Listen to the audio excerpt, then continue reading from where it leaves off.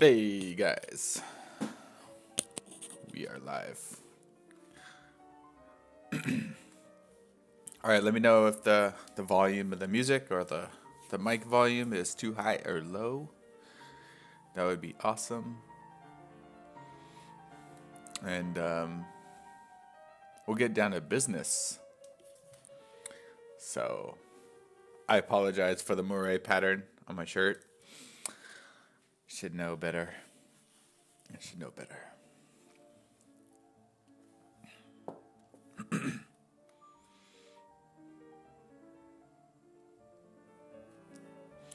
So I just made myself a fresh batch of coffee. That will ensure that I do not fall asleep on stream.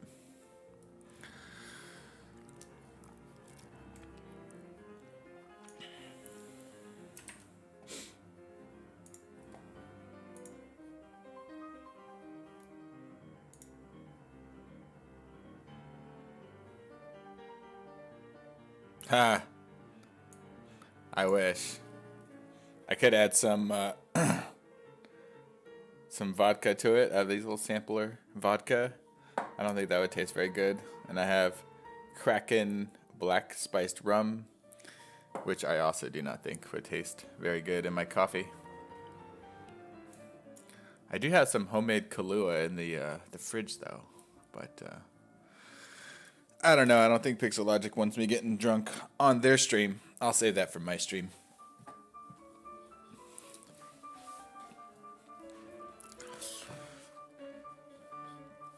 Things tend to slow down a little too much too.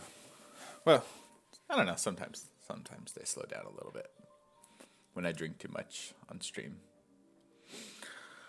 But yeah, I'm gonna let some people pile in here, and we'll get going. So today's stream, we're not gonna be doing much sculpting. We're kind of at the end of this sculpt, calling it GG on this one for now. Basically, that's code for I don't really want to spend any more time on it, and I'm ready to move on to something different. So it's always that tricky balance of calling something good enough and then learning from that and then moving on to the next piece and applying what you learned, and the never-ending story of improvement, right? So for this one, so she's pretty much done. I'm pretty happy with her face. So I like to self-critique my stuff a lot, as much as I can at least. And okay,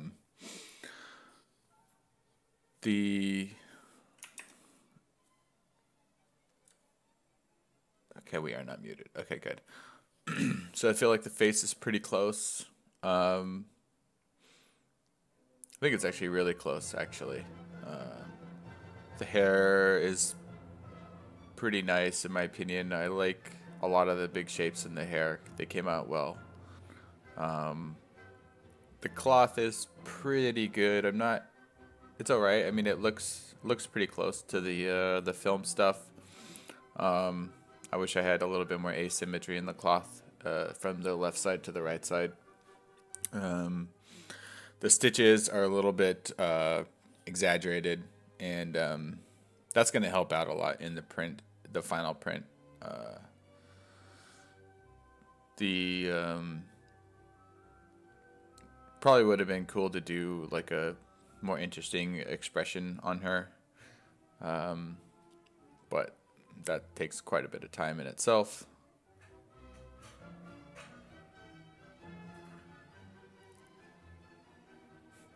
That would be fun.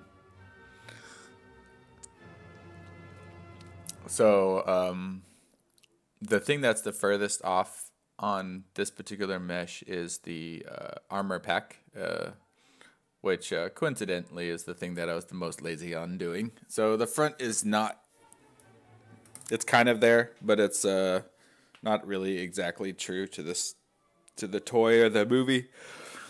That's mostly my fault in being lazy and not getting good reference until the end.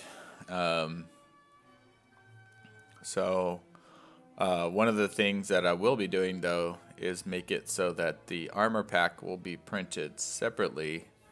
So if I want to at a later date, I can sort of revisit the armor and reprint it and add it back to the model and basically upgrade the final print to be more accurate. But as it stands, I think it looks pretty good as is. The front being the most important part about the whole thing anyways. So I think some improvements that like I'm gonna consider for the next time is I don't think I hit her likeness early on enough, so that kind of set me back a little bit. So it was probably like halfway into stream 2 or 3, probably stream 2 I think, when pretty much off stream I had to do a little bit more alignments, check my references a lot more to get it back into looking like her.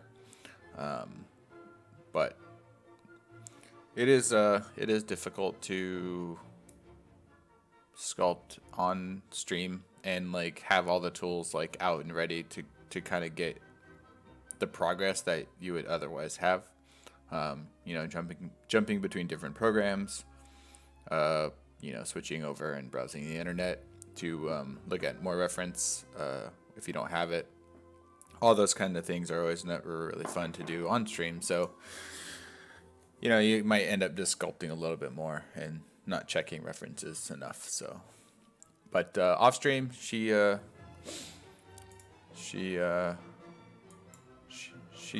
came in to the realm of the likeness, I feel. So, I think it was on my poly sculpture stream, which is linked below. We did the pour detail, which was done. Or did we do that on this stream? No, we did it on my stream, I think. Pour detail, lip detail, which are just a couple stencils. So this is gonna be it for the print, for the sculpting portion of the print, and we're gonna talk about the how we're gonna sort of attack this piece for 3D printing. Now I do want to caveat that when I do 3D printing, it's actually for the purpose of, I should rephrase this, it's the end product is the 3D print rather than the end product being a cast. So get some Photoshop up in here. Hopefully this isn't too illegal.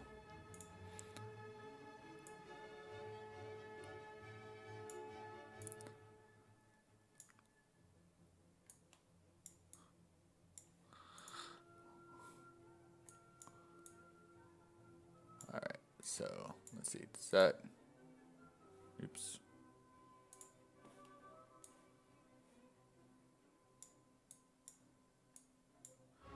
Huh, all right, that is not working. All right, let's do this. Oh yeah, I gotta do this thing, hold on.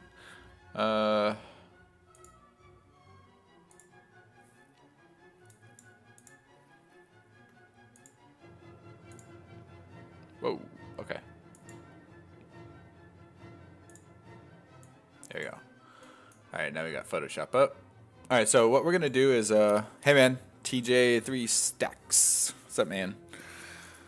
So first of all, welcome to the stream, guys. Thank you so much for coming, as usual. It's Friday. It's a beautiful day outside here in Northern California. And we'll be inside all day, going over our process of breaking things up for print. So a lot of it's theory, and a lot of it is actually trial and error. So I just basically use the previous experience that I have to sort of build on and improve so that way I get better and better results from my 3D prints. So with this one here, I'm going to take you guys through a little process. I don't know why there's cat brushes in my Photoshop. That is kind of weird. Where is my damn layers? Oh, there's my layers. What is this? Okay. Sorry, so we're going to add a layer. So I don't do this necessarily for all my prints because I can kind of do this component of it in my head now. But if I get like really stuck, I will go back and do this. So I usually take a couple screenshots of the model, and I'll start coloring what areas that are going to be different parts. So that's like the first thing, is deciding which components are going to be printed in one go. And that's going to help me decide what shapes I use as cutting objects inside of ZBrush.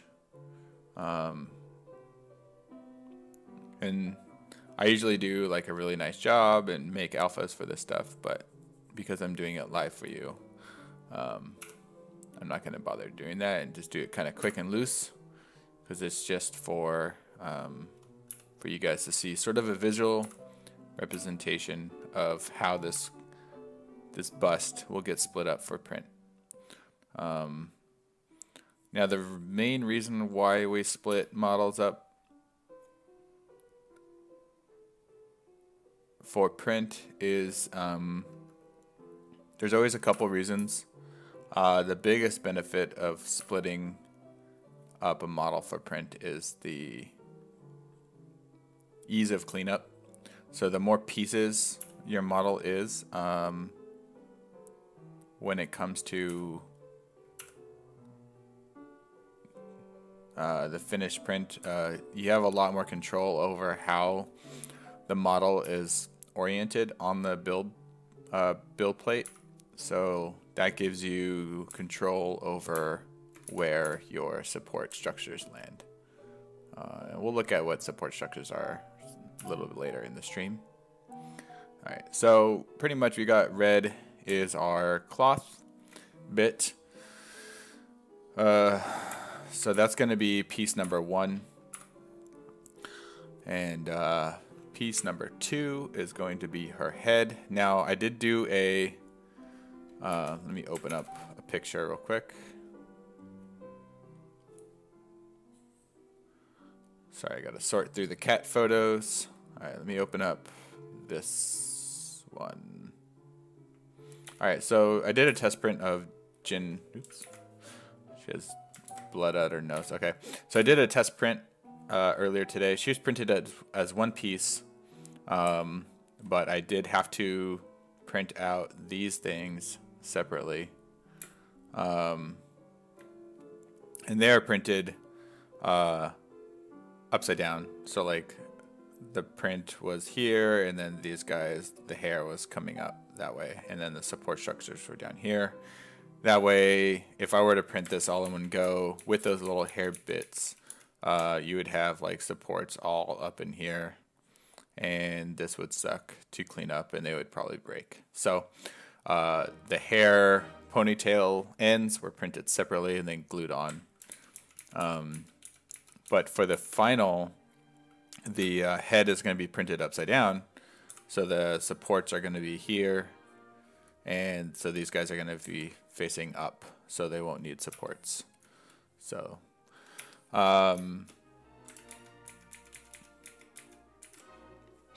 so it's okay to not, when you're doing test prints like this one, it's okay to you know, break it up to make it easier for your print, just to get an idea of what it's going to look like. So when she prints, we're going to do her head. Overlay. We're going to do her head as one piece.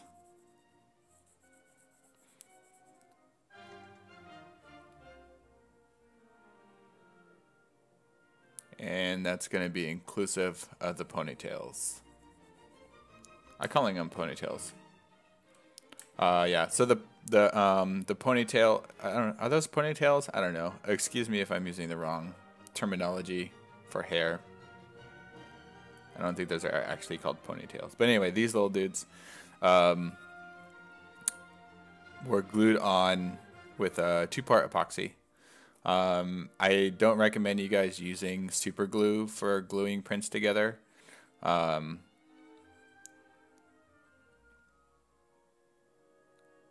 Super glue is a very brittle glue, and epoxy is much stronger. The only thing is epoxy is a bit annoying to deal with because it takes a lot longer to dry. So I think the moral of that story is you're rewarded with patience, with your patience, to have a better gluing situation when you don't use super glue. And use a 2-part epoxy. All right, so that's that. So we got the blue one and the red one, and then we're gonna have the base here. So let's go to green. I really should have created an alpha for this, so it'd like go so much faster.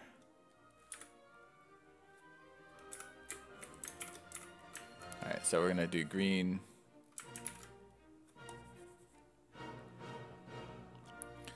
Overlay. Yep.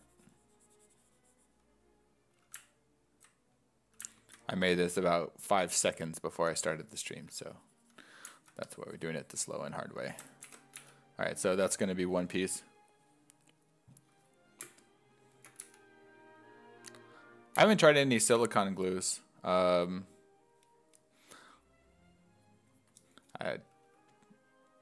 always been just really partial to epoxies, mostly for their strength.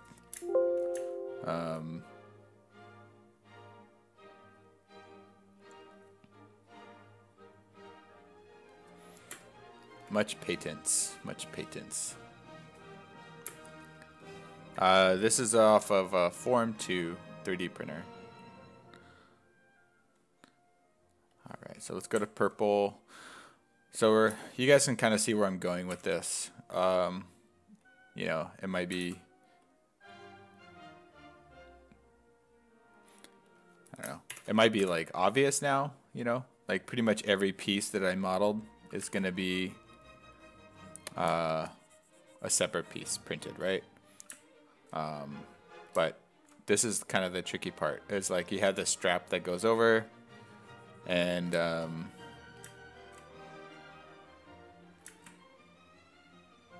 these colors are like next level too. Like, so fun. All right, so we got our purple front backpack thing, and then let's go to pink.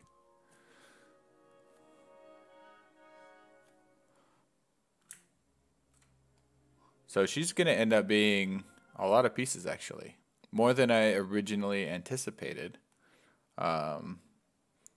And I think I mentioned it like right when I started the stream, but as for people who tune in a little later, I'm going to print out this armor pack separate, just because the model is not really like that accurate. It's kind of shitty and kind of off. So if I print it separately and make it so that she's sort of the main feature, I can always replace the backpack and the weapons later. So can't use blue. I already used blue. Let's use yellow. All right. So the yellow. All right. So this is basically our color key for how we're going to split up the model. And yeah, and these guys will be printed separately too. With all these guys printed,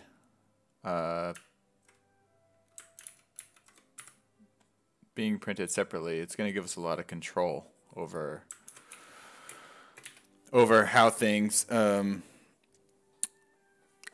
assembled, and also the quality that we're going to get, because of the way we have, we can always dictate where supports land, and we're not forced to just dump this whole thing into a 3D printing program and be like, hey, go ahead and do it.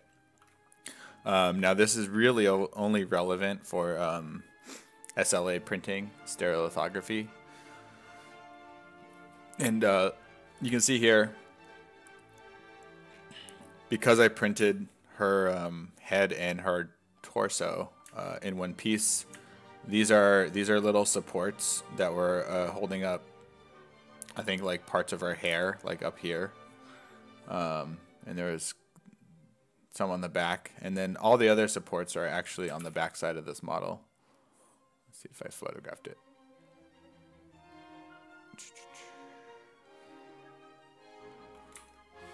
So this is before I glued on the ponytails, but you can see there's supports that were all here, and this is actually what I mean by support cleanup, is that none of these supports are like on the front or like on the back of the cloth. They're all places where I could easily sand them off.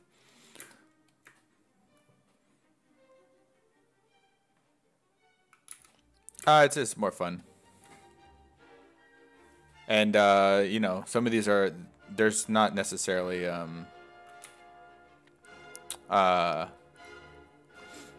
this amount of pieces. Like these are all like different polygons right now. They haven't been dynamiced together. So I prefer the Photoshop process. Just a little bit more natural for me. I don't like to mess with colors in ZBrush if I don't have to. Then I got to go and reset them all.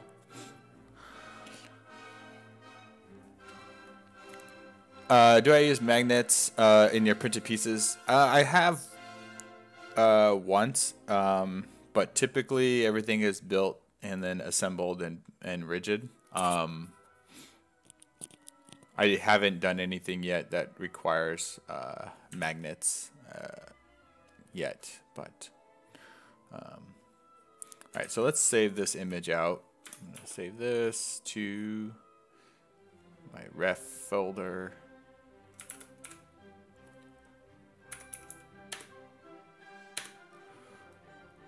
And all right, so I'm gonna load that up over here.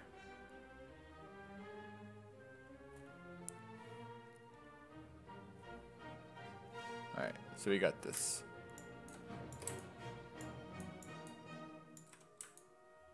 Oop. Rotate. There you go. All right, so that's going to be our color guide for ZBrush.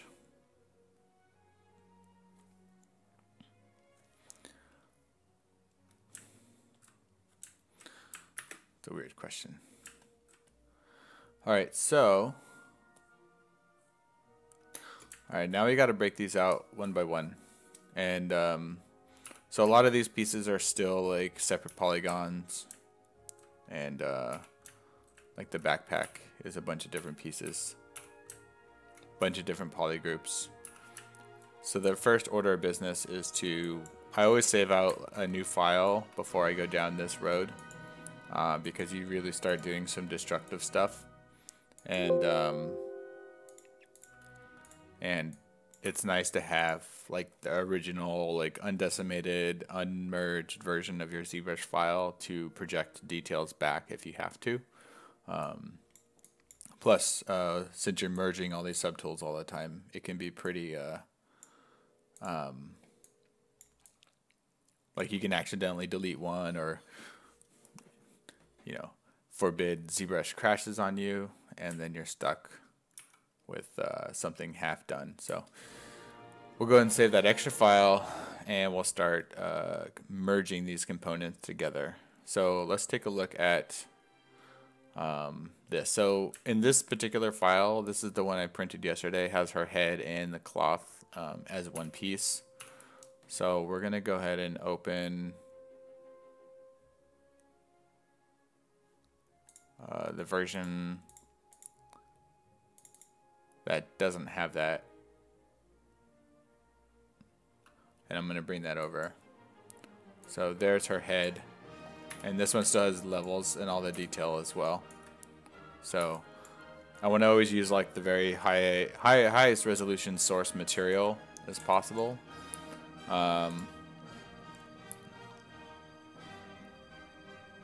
So we're gonna have our eyes, hair, and face, all one piece. And then I'm gonna merge this down. So I think I mentioned last stream, like her head sculpt is like 18 million or something stupid like that. So when we Dynamesh this, we have to do it at a pretty high resolution. And you know, guys, don't be shy. Like, feel free to drop questions anytime. I'll answer them to the best of my ability. What did I just press? No, I didn't press anything. All right, so we're gonna merge this down, and I had to delete the lower subdivision levels, so merge down, and then we're gonna wait. All right, so that one's done, and we're gonna delete this down here because we don't need any of this stuff. So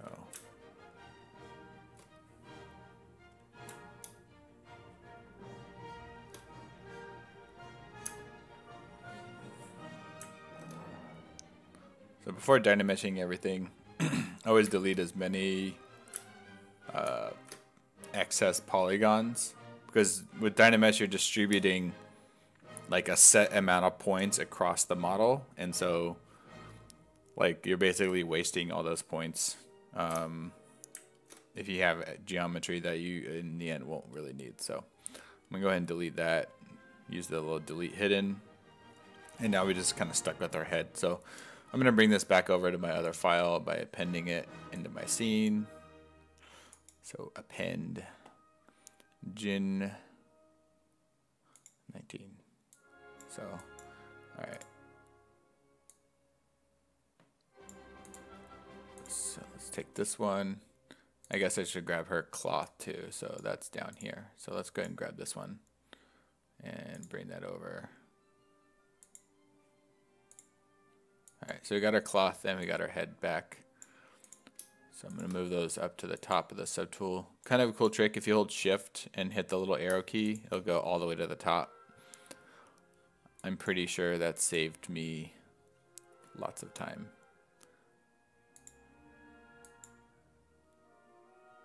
All right, so I'm just gonna kind of hide that piece right now. All right, so I guess we'll just kind of work our way down the model. So for her neck, we first need to get this model Dynameshed all as one piece, which is going to be pretty taxing on the CPU, the good old CPU. I did remove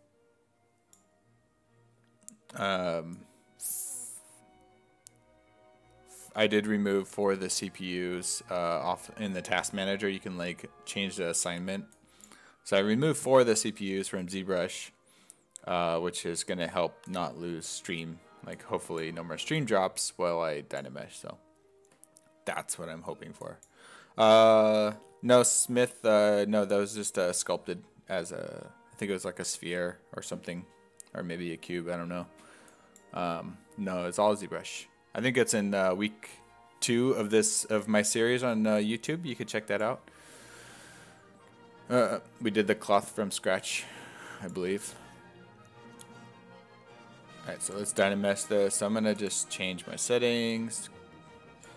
We'll try 1000. So when I Dynamesh, I like to just zoom in and then draw my Dynamesh thing, and just make sure I don't lose all of my detail. So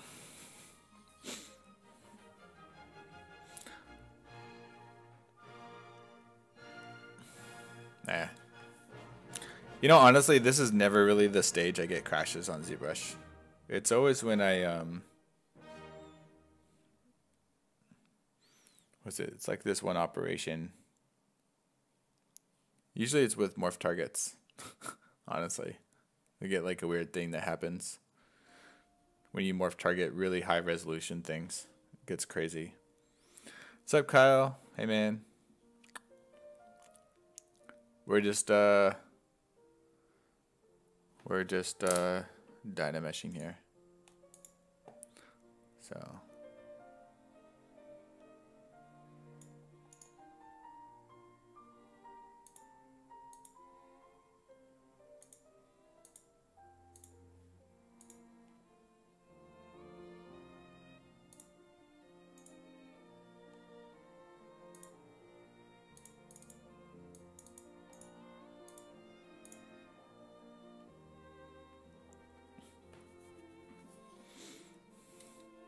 Alright, so this is definitely going to be enough resolution. I could just tell by the wait time. We're at the top end of the Dynamesh tool for this scale of model. Alright, so it's done. So we've been Dynameshed. So that took... Oh, and it decided to quick save. So it erased it. Anyways... Yeah, so we're Dynamesh now. It's pretty good. I think I'm pretty happy with that. Sometimes I'll go back and just kind of sharpen up some of these little creases, but overall we'll probably be okay. Keep in mind that she's going to be like, well, she's going to be pretty large for print, but, you know, don't have to worry about it too much. All right, so her head is pretty high resolution, so anytime I Dynamesh her head, it's going to take like a couple minutes.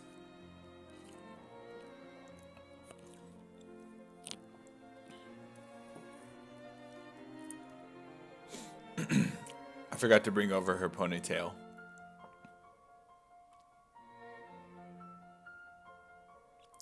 You know, sometimes I do. Sometimes I do like the inverted pupil.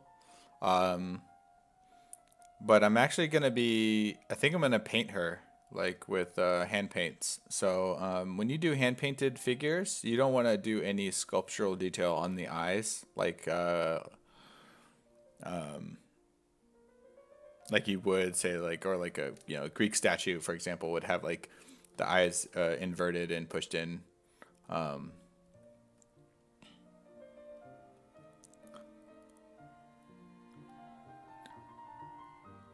that's beneficial if you want to,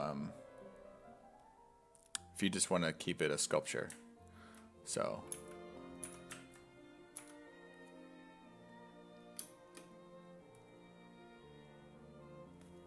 So I forgot to bring this piece over. So I'm going to go ahead and add that. Add that to the mix. Oh. This stuff? That doesn't matter. Yeah, this kind of stuff, guys, like the 3D print will interpret a lot of this stuff. And it's not going to... You'll never see it. It smooths out a lot of this stuff because these are all finer. Those kind of details are all finer than the size of the laser that's being used. So so you don't really have to worry about any pixelation. And I found that even to some extent the pixelation is sometimes beneficial. So they add like a nice level of variance to the surface, so it looks more more natural. For paints, I use Viejo game color paints for the most of my stuff. It's acrylic paints. You get them on Amazon. All right. All right, so we're gonna go through this like two-step process here. We're gonna use this to cut. Well, it doesn't even really pick up the skin texture. It does like an interpretation of the skin texture, It's I mean, we're also talking about a scale where like the head is like maybe 2 or 3 inches large, so it doesn't print out as like pixelation as you would think. So what you can do is you know, for whatever reason, if you don't want to see this, you can, I sometimes take like a knife tool and just like make it sharper.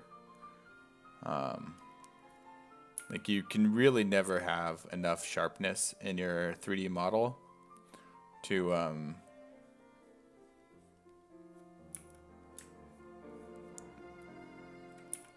have as your source for the print. Because I don't know, I liken it to subsurface scattering with rendering. Like all this detail just gets kind of blurred away, and that same thing kind of happens with 3D printing too. So like the more sharp and like unrealistically sharp some of these details are, they'll be about half as sharp when it comes to the 3D print. And that's on a good printer too. Oops, I don't want to probably do that.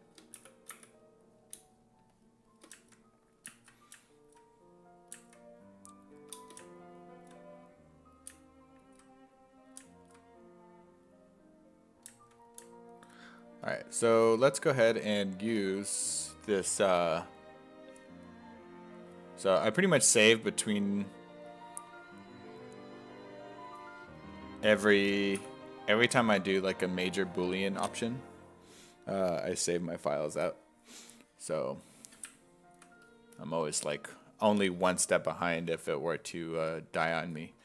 All right, so we're gonna use a copy of this object to basically this shape here. I want to transfer this shape, the inverse of the shape, to the neck, so the neck like actually fits within the coat.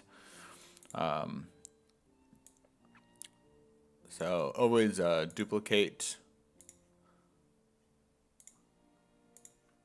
and then turn off solo. That's it. All right, so we're going to duplicate that, and we're going to use this as the cutting shape. So I always order my subtools in the operation, so it makes it easier for me to wrap my head around what's doing what to what. So the object on the top, I always have it set, that's the object getting cut, and then the object underneath it is the object that's cutting that tool. So as the once great Paul Gabori told me when he was teaching me ZBrush, you know, everything in ZBrush in the subtool is a tool. And so we're merely using all of these different things that we sculpted as tools that we can then apply to our model. So we're using this coat, the shape of the inside, to define the shape of the neck on the invert side. So all we do is leave the double moons highlighted on the top model. So the one that's being cut, you just leave it alone. That's all you have to do with that one. And then on the one below it, go to the next thing over, it's the double, it's like the half moon. I don't know if it has a mouse over or not, but anyway, it's the half moon. And then we simply merge down. And don't do anything else. You don't have to like set any other settings. And then we're gonna drag our Dynamesh, and we're gonna wait.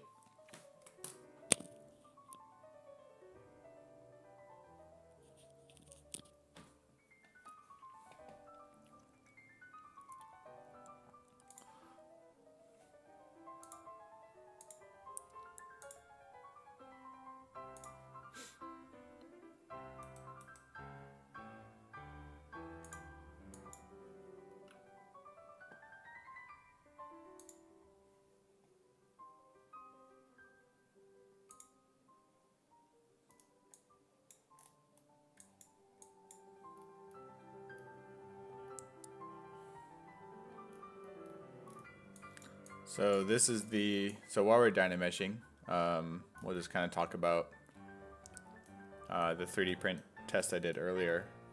You can see like the thread is coming through at the scale. Like I said, the thread is kind of oversized, a little bit exaggerated.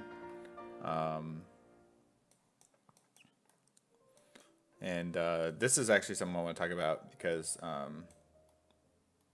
don't know how many like Form 2 users or just SLA 3D print users are in the channel, but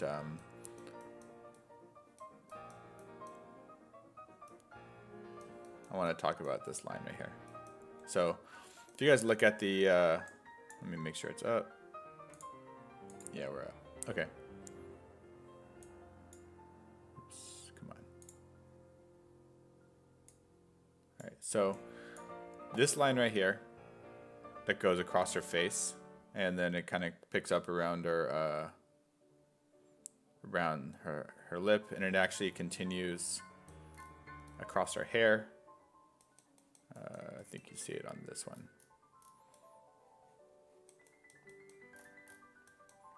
There you go. This line right here. You see it. All right. So that line right there is not a line that you typically get with SLA 3D printing.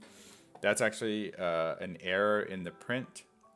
And this line, this very defined line that just kind of appears out of nowhere, is what's called, well, Formlabs calls it a resin sense line. So pretty much what happens is that when you're running really low on material, the printer will pause for a certain amount of time. It'll check to see how much material you have left, and then it'll continue. And then in that pause, the material that was cured already comes back down, and basically you get kind of a defined line of where that pause happened too long. The way that SLA print works and the resin getting cured, it really does require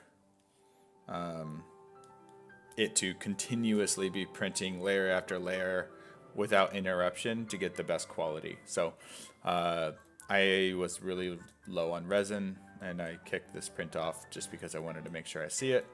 And that's why you get that defined line. So the final version will be printed with a brand new cartridge, brand new tray, all that stuff. So shouldn't have any of those artifacts. Now, if you do look really closely, there's another one here, and but everything else you can see this is pretty much layer line free.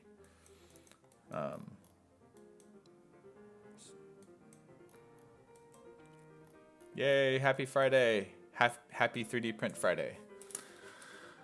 Awesome. So we went ahead and used the coat to cut off her head. Off with her head. Now, whenever you guys do this, just be careful. Sometimes you will get something like this. It's like a little stray polygon, and the Boolean didn't really like catch it. So if you do see those, just go ahead and select them and delete them, and delete hidden, and then that's that. All right, so we did a cut to our model, and now these two are essentially like a perfect fit at this point. But if we were to say print this out right now with just those two cuts, it wouldn't work, because if you were to print two things of the exact same size, they're not going to fit inside of each other. So we're going to have to do a little bit more to this, but we want to sort of get it into a place where at least it's roughly the same shape first, and then go from there. So the next thing we're going to do is we're going to add a so I like to actually kind of soften these transitions a little bit with a trim dynamic and just kind of knock down these hard edges.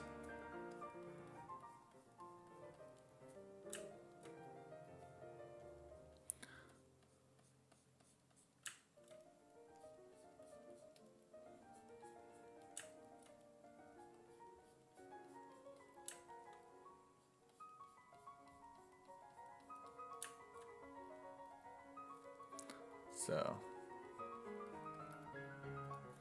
just a little bit of knockdown, and we're good to go. All right, so yeah, don't forget the gals, guys.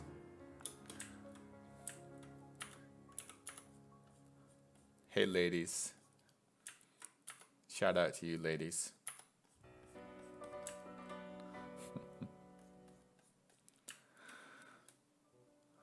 All right,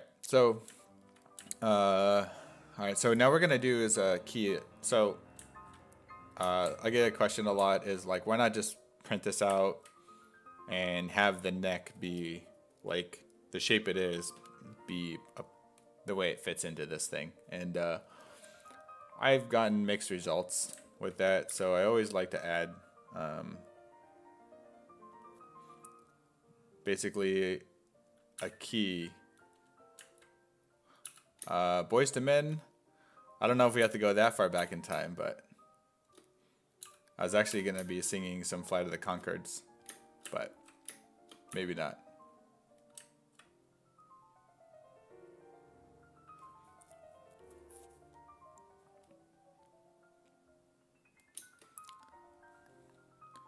So when you guys make keys, you guys can make these yourself. It's a simple insert mesh. It's basically a cube that has a taper to it. The most important aspect of this thing is that it does have a taper. So regardless of your shape, you always want it to be angled and never just be a cube that kind of goes straight in. The taper just gives you some more flexibility because, you know, we're talking about like very, very minor shape changes can cause things not to fit back into place. So the taper just really adds like a nice guide for your character's pieces. So I think number one rule of keys in my book is having them be tapered. So, all right, so we got this lovely little cube sticking out of the bottom of our neck, and this can be really any shape. It can be a cylinder. I like the cube because it does create a very nice index of where like exactly the front is. If this were round, you could still have some play with left and right. Like you'd be able to rotate it a little bit and it wouldn't fit exactly as you would hope it would fit. So that's the key there. Haha, pun. Yay. So now that we have this key installed, I feel like we're building a robot here. All right, so we got the key installed. It's pretty good depth. We'll go ahead and add this. We're just going to Dynamesh this as one piece again. So I will warn you guys, this is a very painful process, as it's a lot of waiting. So feel free to ask me more questions, please, while we wait for things to Dynamesh. Or I will break out in that Boys to Men. Just kidding. Dougie said, easiest way to spot anomalies floating around unwanted polygons, maybe auto group and select the unwanted. Select the wanted group and delete others. Yeah, that does work. You do have to be careful because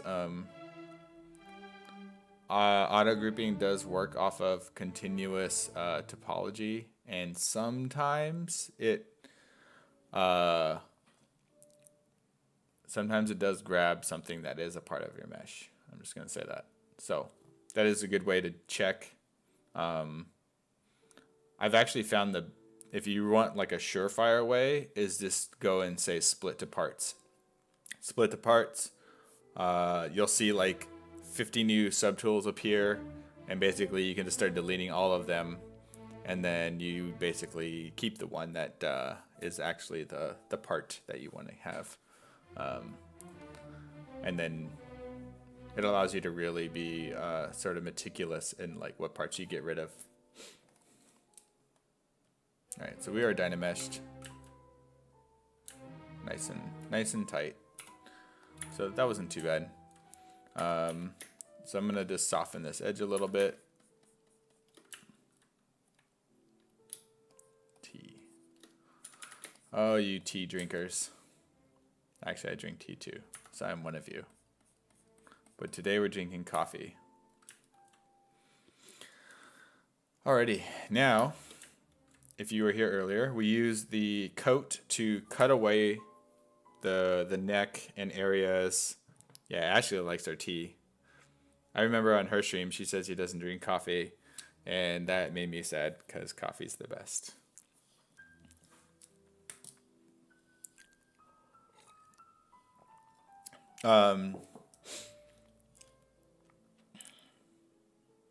This is a good question. So, do you estimate how deep to place your keys or let them hang out based on experience? Yeah, a lot of it is trial and error. One thing to keep in mind that keys are just there to sort of remind you, like how things go into place, and they're just basically a guide. So they're not really structural. I mean, they can be, but they just kind of help you identify.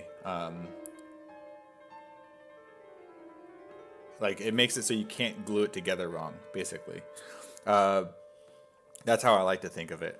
And again, this is very like for 3D printing, as the 3D print is the final product, specific terminology and talk that I'm using here. So I just want to always caveat that.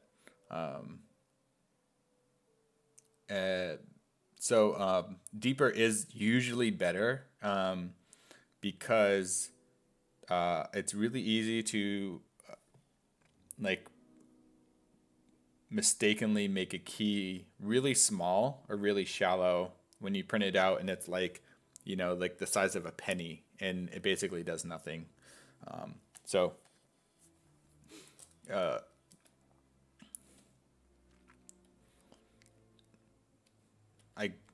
I would think of things in like halves, like never go make a key stick out larger than it is wide to the shape that you're working with. Oh, we're going to make that socket now. We're just sort of talking about theory right now. So yeah, correct. Right now we're just sticking. So right now we have this internal shape of the cloth. Kind of clean up a little bit, just a little bit.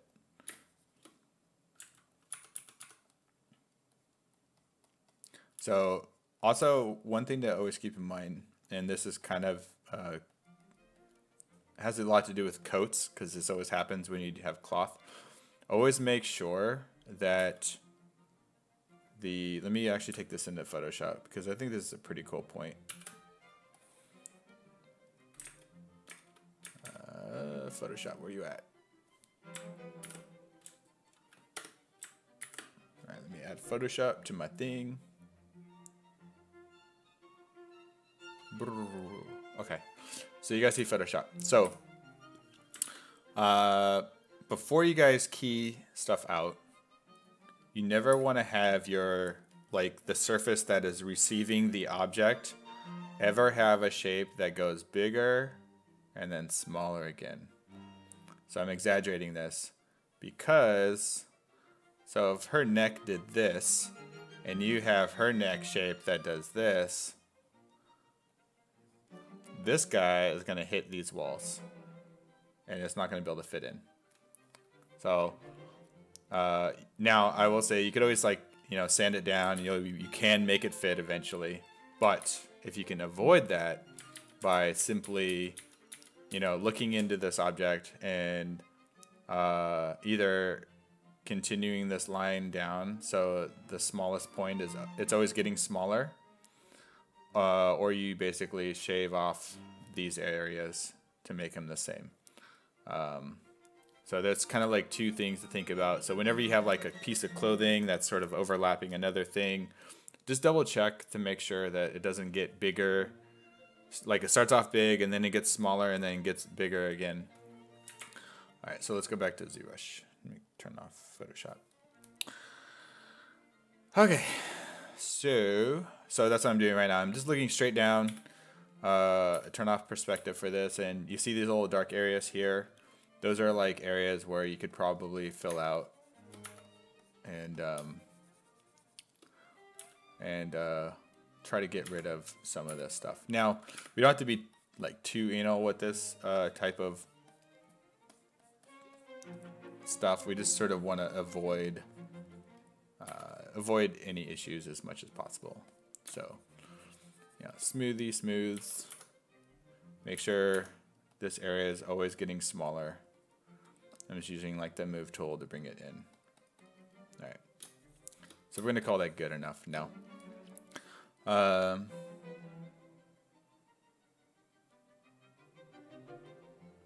No, I would probably never use more than one key, only because as accurate as 3D prints are, they tend to be very inaccurate. And if you have two very like specific points of alignment that need to line up, you could probably run into trouble.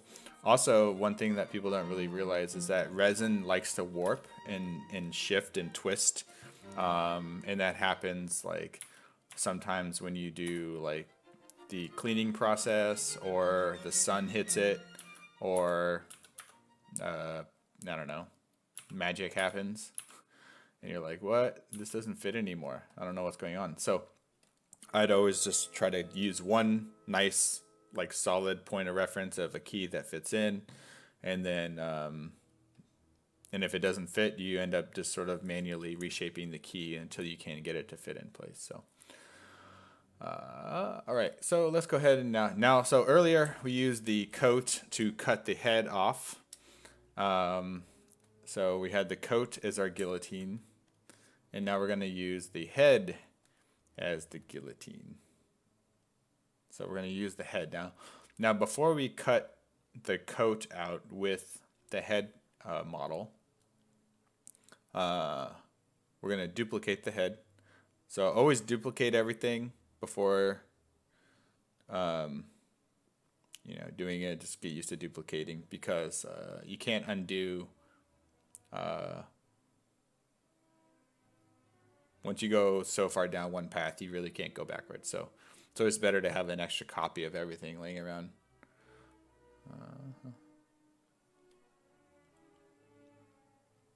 Okay, so this is going to be our head as a cutting shape.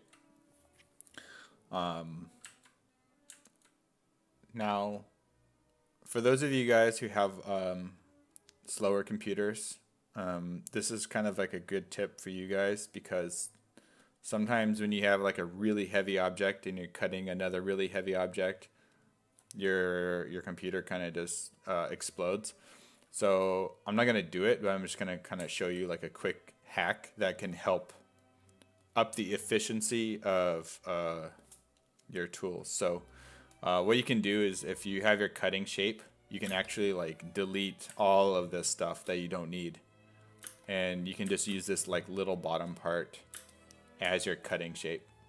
So like I could use that now, maybe a little bit more as the cutting tool, and now you don't have all of this extra geometry on top as this basically fluff for your computer to think through. So short lesson is delete what you don't need when using these Boolean tools. So let's see.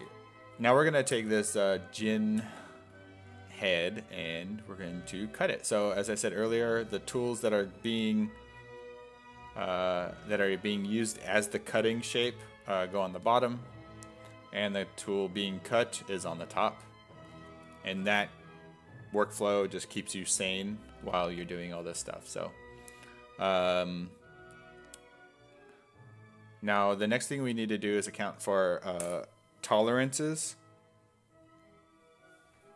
And like I said earlier, you can never have two things that are exactly the same size fit together. So what we need to do is accommodate for that. So my favorite way to do that is go down to the deformation tab and punch in the inflate.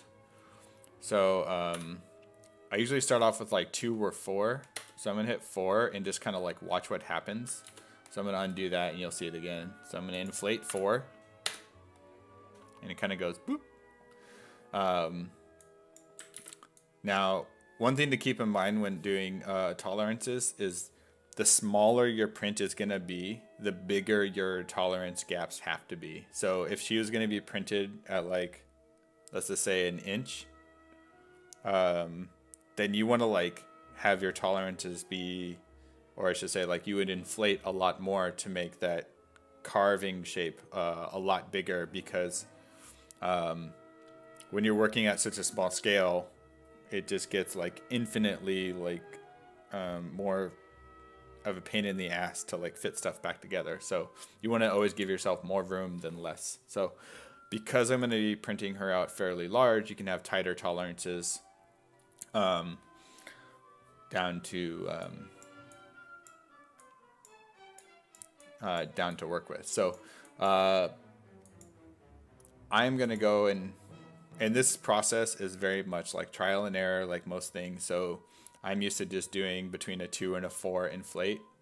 So I'll do that. I'm gonna do 4. And so we just inflated her whole like head and neck and all this stuff. And then let's go up here. And then so I just hit Control W to polygroup her whole head. And then I'm gonna polygroup the clothing just in case. And then again, half moon on the bottom shape, full moons on the top shape, and then we're going to merge down and we're going to Dynamesh. Oh, before I Dynamesh, I save. Yay, save. Okay, we're going to Dynamesh. All right, Dynameshing. Doos.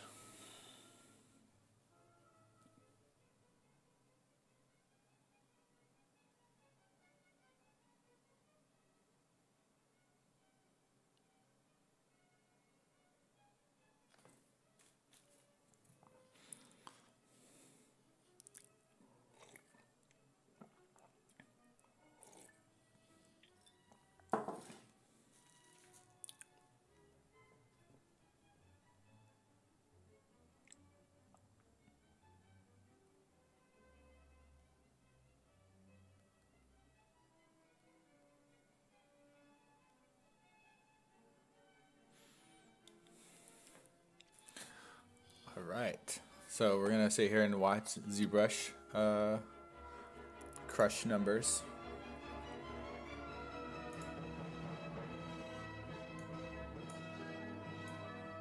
You can see that utilization right there.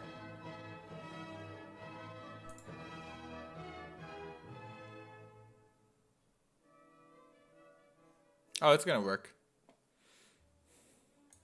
I got plenty of memory left. I'm only using 20 gigs.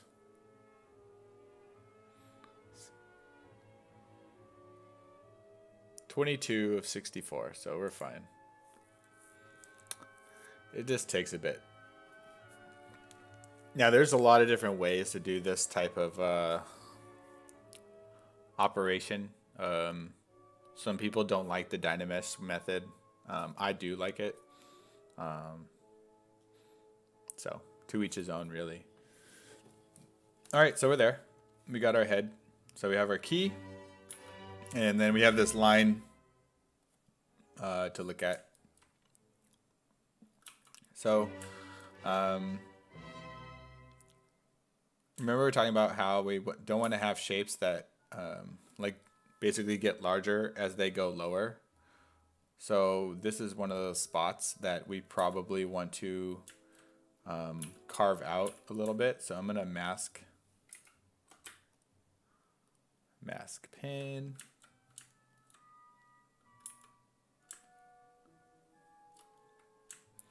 So we're just going to kind of mask this line.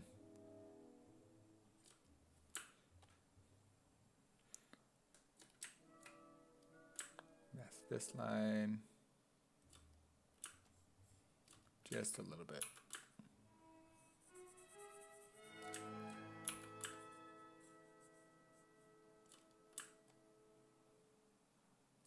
And I really should have checked the head before doing this, because I probably could have just took it off of that. But it's okay. All right, so we got this area sort of saved.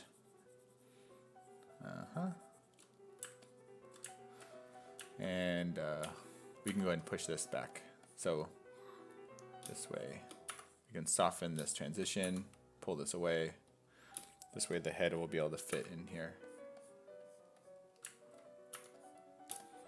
And the cool stuff with working with the 3D printing resin materials is that, like, you know, this is great, and we try to avoid issues when possible. But really, at the end of the day, as long as you can get this thing to fit in here and have it look good, that's what's important. So as long as we can break out the Dremel tool, grind out some plastic if it doesn't fit, you know, you'll live, you'll learn, and at the end of the day, it will fit. So whether it fits the first time around or it fits the fifth time around, you know. So, and this is actually the reason why we want a key, because the key is what's going to define how the head rests inside the cloth hair. So it actually doesn't matter that I'm like carving away more material in this cloth area here. So we just want to make sure that all of this stuff won't get in our way as much as possible. We just don't want to add material. We always want to take away. So do. All right, so that's pretty good.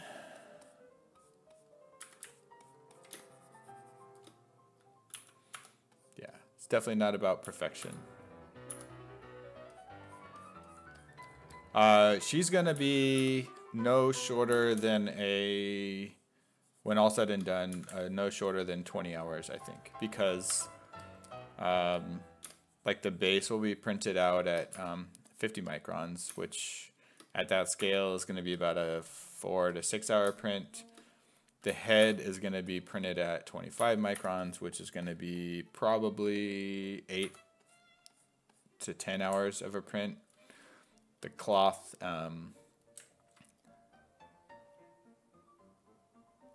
will probably be printed in the same go. So yeah, we're probably up in the 15 to 20 hours of printing for all the parts, depending on like how clever we get.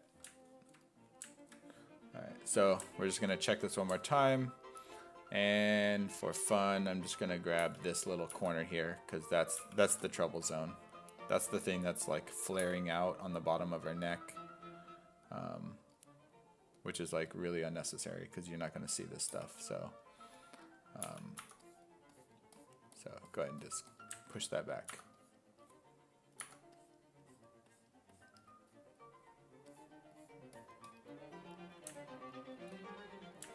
So I'm just checking the shapes now to make sure they don't flare out. You don't want this, like you don't want it to get bigger, so that's all we're looking for. Always smaller. All right, so there we go, guys. We got two of more. So that's our 2-piece print so far. It's kind of scary looking, actually. Okay. All right. These pieces are a little bit more low res, so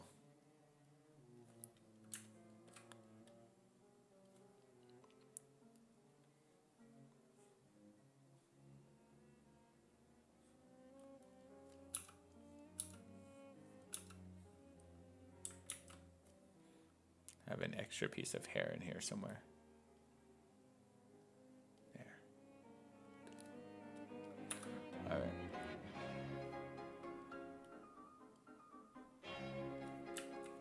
So let's go ahead and merge this front pack together. So that's, I mean, really that is the entire process for the whole character, is identifying what pieces are going to fit into what, and then using them as cutting shapes to go through and create these little keyholes. So we're going to merge. We're going to merge this front pack together. If I can find all these subtools. All right, so that's that.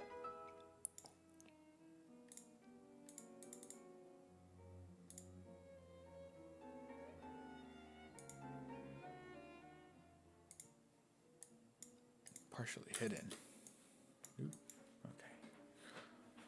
Merge down. Merge down.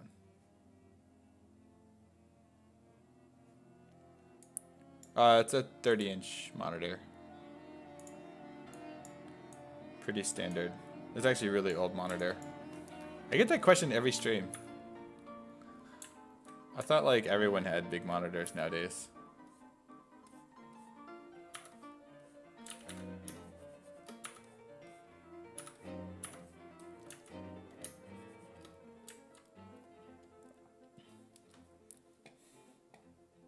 Ah, I see. What if I'm just a really tiny person and you're making me feel bad? All right, let's dynamesh this stuff.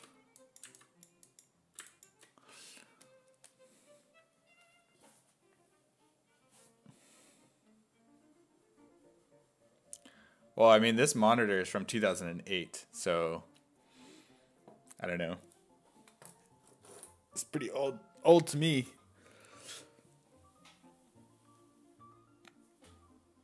Ooh. Do your stretches, guys, when you're waiting for Dynamesh, right? Okay, so let's check to make sure we got all of our components. I think I forgot that one.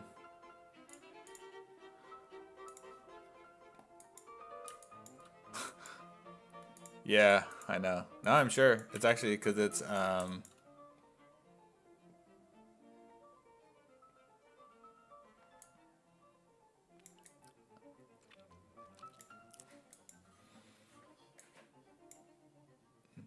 sorry, brain turning right now. Dynamesh that. Okay. Yeah, it's so this monitor is 2560, so it's like higher than HD, I guess. So it's nice. Also, it'd be really shitty to read text on this thing. Man, I would love to get a 4K monitor. That's like definitely next on my to buy list.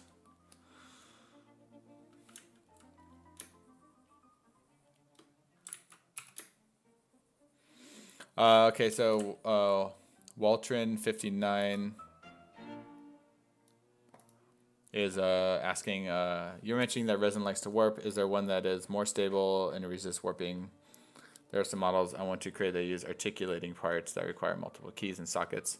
Well, resin warping is always due to like how the material is being handled. So, like I would dare say all resin is susceptible to warping, but it really depends on like how you treat it, like what chemicals you expose it to, what temperatures it's exposed to. Yeah, like environmental factors play a pretty huge part in warping of materials. So,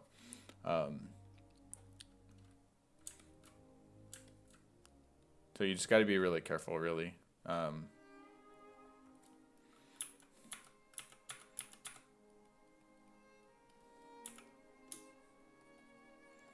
I think if you really care about that, I know that the Formlabs dental resin is like the most accurate resin that they make. Oh, and how also just as another note to that whole thing is like how you post cure your parts too. So, because post curing is basically a process that essentially solidifies the material property of the photopolymer resin. So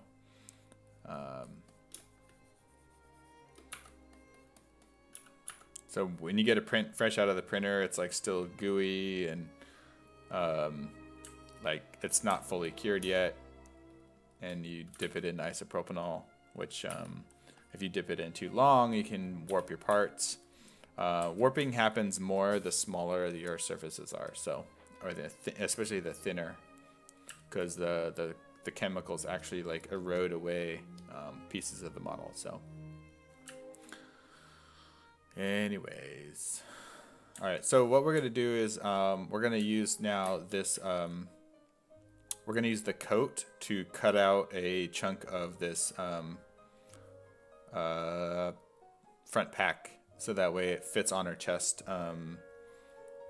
you know, without any issues. So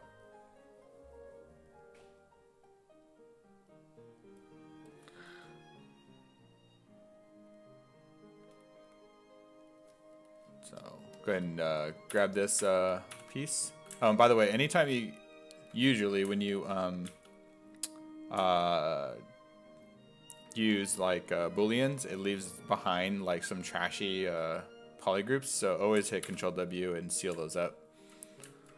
So you don't want those stray polygroups laying around. They'll get you. All right, so I'm gonna save this again.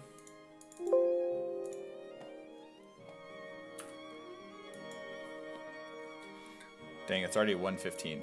All right, we gotta get moving, guys. I want to get into preform before the day is over. All right, so go and I'm going to use the coat as a cutting shape on this front pack. So again, we're gonna duplicate, not delete, duplicate.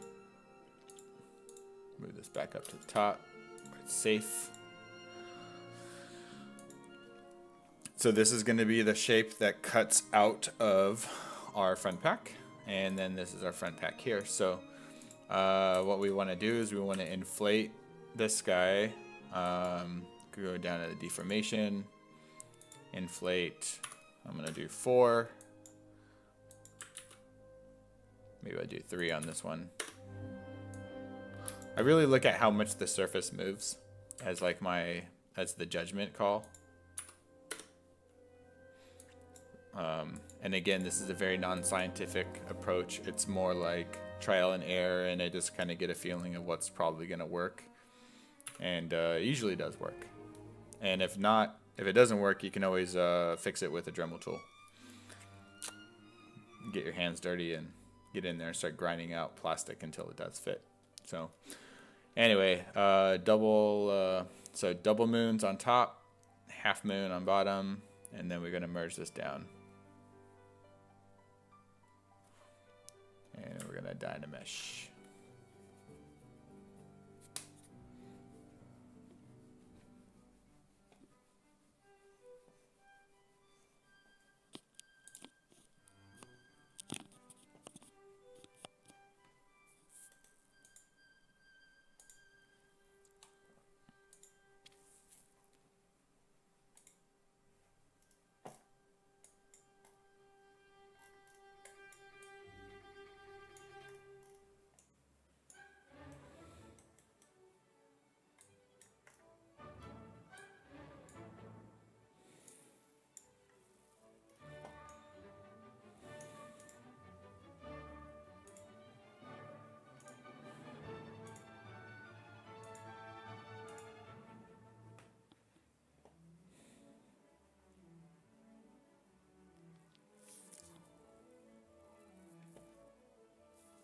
I'm still yawning, even though I've done like 3 coffees.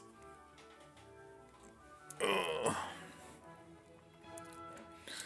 Oh yeah, let's see. Is Ashley still here?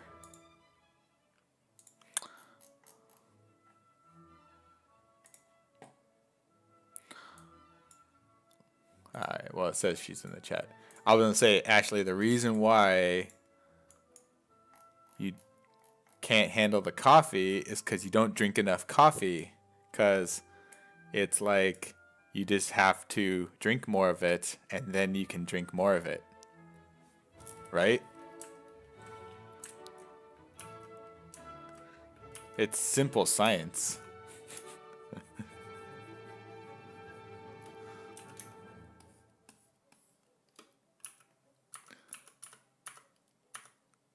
Coffee is life, man. I mean, when I was at Sony, I was doing like 7 cups a day, like full cups, like this big. And I'm still alive. I'm still here. My heart is good. And now, see, now that I don't drink that much anymore, you know, having like 2 to 3 cups a day like I do now has like no effect on me. So, I'm just letting you know how you can join us in the coffee revolution.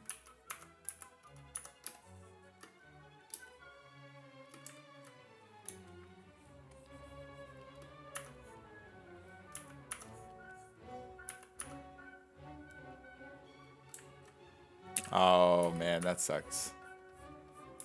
Dude, I've heard about that. I do not envy your pain. Good. At least you don't have to have sugar. I don't really do sugar either. I'm not like a sugar. I mean, I love me some desserts and all that, but I don't do sugar in my coffee. Yeah, but migraine disorders are seriously effed up. So, I mean, like, I think he's building a wall for it, so like you can't have it anymore. So, I think that's what it's for. Like once the wall for migraines up, then it won't be an issue anymore. All right, so we basically carved out a shape here.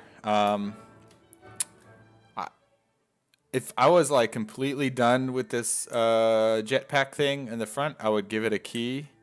But I'm not going to. It's just gonna rest on top. So that's one piece, and we can see how we're doing in terms of our tolerance gap. So we're pretty good. That's gonna be like a couple millimeters in there of space. So let's do the same thing for the backpack. Yeah. All right, guys. I know it's easy to join on the Trump hate train. So let's try to keep it professional on the Pixelogic stream. And then as a side note, if you guys are interested, next time I stream over at Polysculpture, we can shit on Trump for like 4 or 5 hours. Like it'll be fun time. So yeah. So let's save that for the fun stream over on my channel. So if you guys need another reason to follow me on the Polysculpture stream, well, there's that. So yeah, I know. I'm gonna double my subscribers from like 4 to 5. That's not double. 4 to 8. I'm gonna get like 8 more subscribers. It's gonna be glorious. All right, what am I doing? I'm just zooming around here. Okay, let's get going. All right, so let's double. So we got to carve a section out of this backpack. Yes, actually, I want to talk about that. Trump sculptures. Okay. Look, guys, we're making art here, and I am a firm believer that art should be reserved for people that are respectable people, respectable human beings, or people who've done great, humongous, awesome things that are fantastic. So, you know, with that said, I do not feel like humans like Donald Trump deserve to have anything sculpted after them. I'm just going to go ahead and say that. That's my opinion. The opinions expressed on this stream are that of Robert and nobody else's.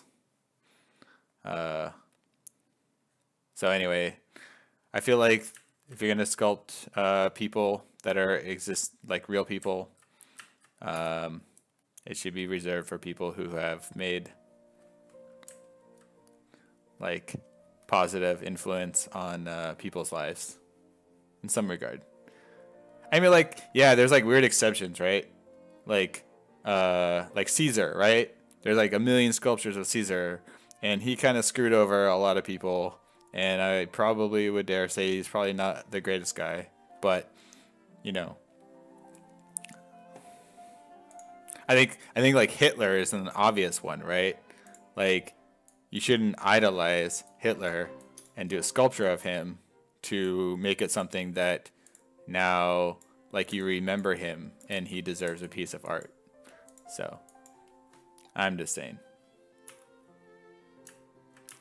So I won't be doing any Trump sculptures, is all I'm saying. Anyway, so how about them baseball teams? They're good. Oh wait, no, I think basketball is happening right now, right? Or both? I don't know. But I'm sure they're doing those sports. All right, so let's go ahead and carve out this backpack piece. Yeah, I don't watch hockey, so I'll definitely be missing that.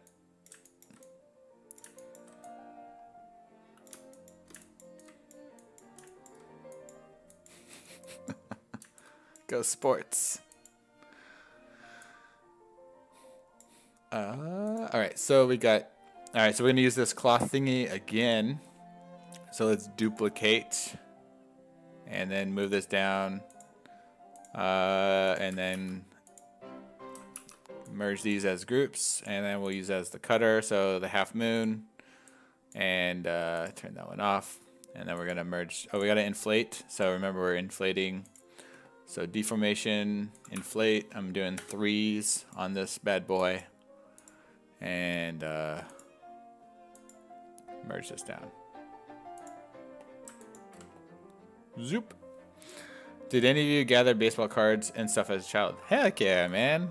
I think my mom still has them. I have like binders full of baseball cards. I still had like those baseball cards you get out of the was it Captain Crunch or something? Like those little cereal things. Got all like the reflector cards, and then I had all my Marvel cards. Yeah, all kinds of junk.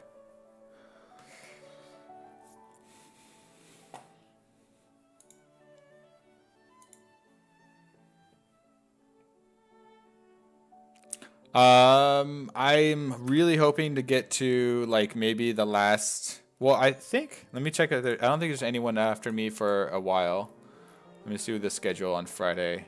No, okay, so there's nobody coming up after me. So I might go past 2 o'clock just a little bit if I don't get to the Form 2 stuff. So I just want to show you guys kind of like bringing all these models into Form 2. And I keep calling it Form 2. It's called Preform. Derp. So we're almost there. So as we continue, we're like basically breaking these pieces out as we did in our ZBrush thing. So there's the backpack, there's the front pack. Now we got our straps. Oops, why did I undo that? All right, got the front pack, move that back. Got the head, got the torso. We got this thing. All right, so this thing is going to be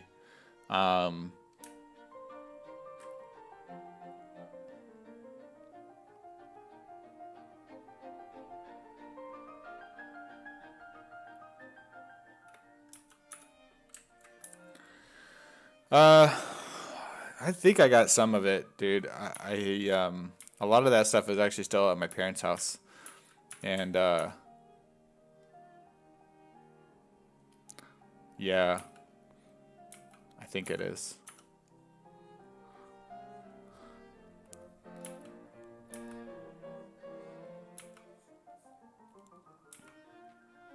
But I'd rather totally like fill up their garage rather than mine. It's actually part of XSplit. It's like a default, like you just add keyboard and then you just say, hey, show the keys. All right, so let's go ahead and Dynamesh these bad boys. Come on. There you go. All right, so I'm gonna just do one of them. And then we're gonna Dynamesh.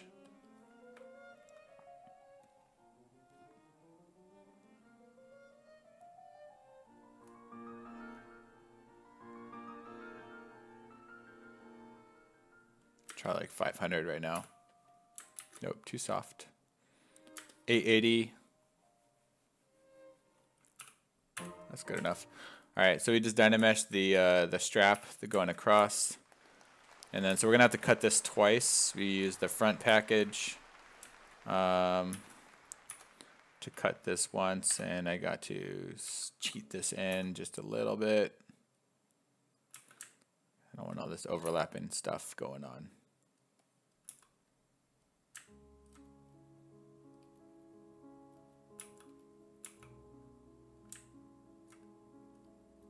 All right, that'll work out nicely. So, all right, so we got the strap, and then we need one of these, so let's duplicate, and then move this down.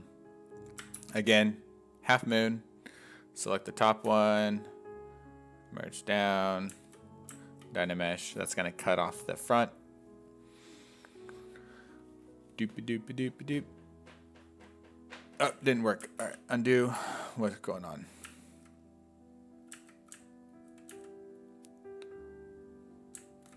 All right, so if it didn't work, just undo. Wait. Oh, I didn't merge it. Oh, no, it did work. I'm just blind. I had the other tool turned on. Ha, it didn't work, my ass. See, did work. Ah, deceptive tools here, guys. If you have your old tool turned on, you don't see the change, and therefore you think it all went to hell. But it did work. And we're moving forward. All right, so let's do that for the back. So let's go ahead and copy this one. Move that down, half moon, turn off the old tool. Make sure this is 2 double moons, 2 full moons, and then the half moon. I don't know why I call these moons. Could be spheres, could be any round object. All right, let's go ahead and merge down. And Dynamesh. And it should delete. Alright, so we got that deleted. Little sloppy here. I'm just gonna kind of take this off the clip curve.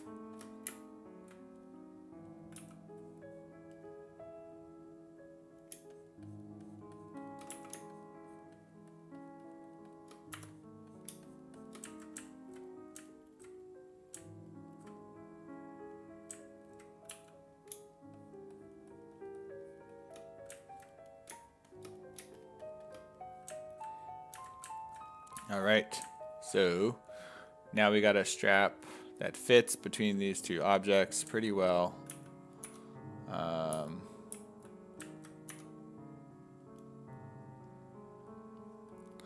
of cheat this up a little bit, it's fine. All right, and now we got to add some keys. So sometimes it's hard to decide which side you should add the key to. So with the resin, this piece is going to be the most flexible. So having the male key be on this piece is probably the way we want to go. So you'll be able to like kind of twist it and get it in there. So when it comes to these little pieces, someone is asking like how big you make them. Honestly, you just try to make them as big as you can without having it be like ridiculous. Like, and by ridiculous, I would say, you know, like that would be ridiculous. So something like in that range. Just make it look proportional.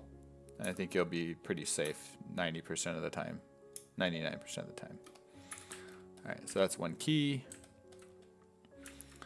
Insert another one. And I just made my own insert keys. So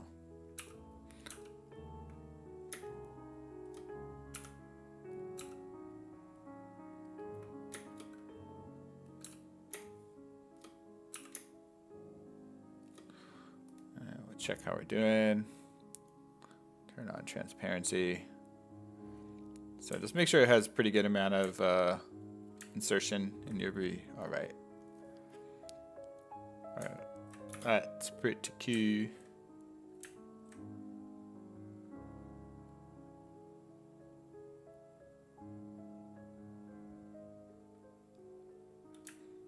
Yeah, that would suck.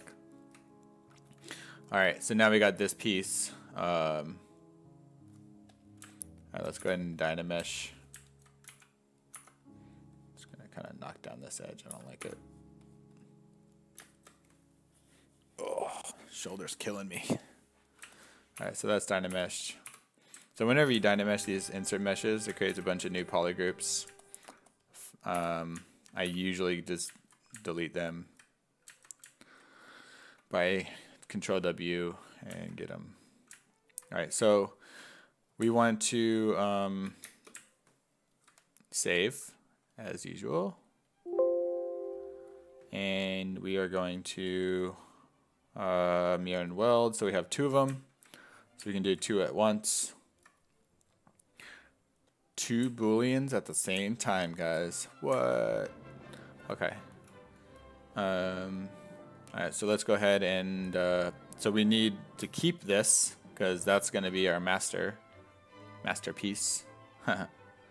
And we've got to duplicate another one, and so that's going to be our cutting piece. So this is our cutter. Again, we're going to go down here and deformation and inflate by, I'd say like 3 is probably okay. And now we actually need 2 copies of this because we're going to be using it, one for the front and one for the back.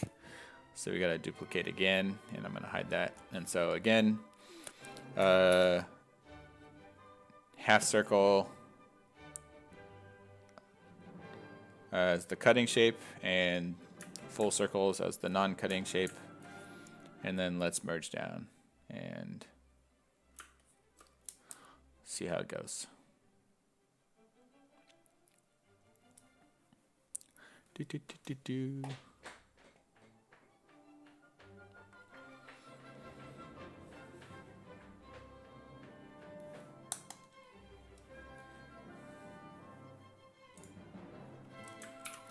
See if I have any.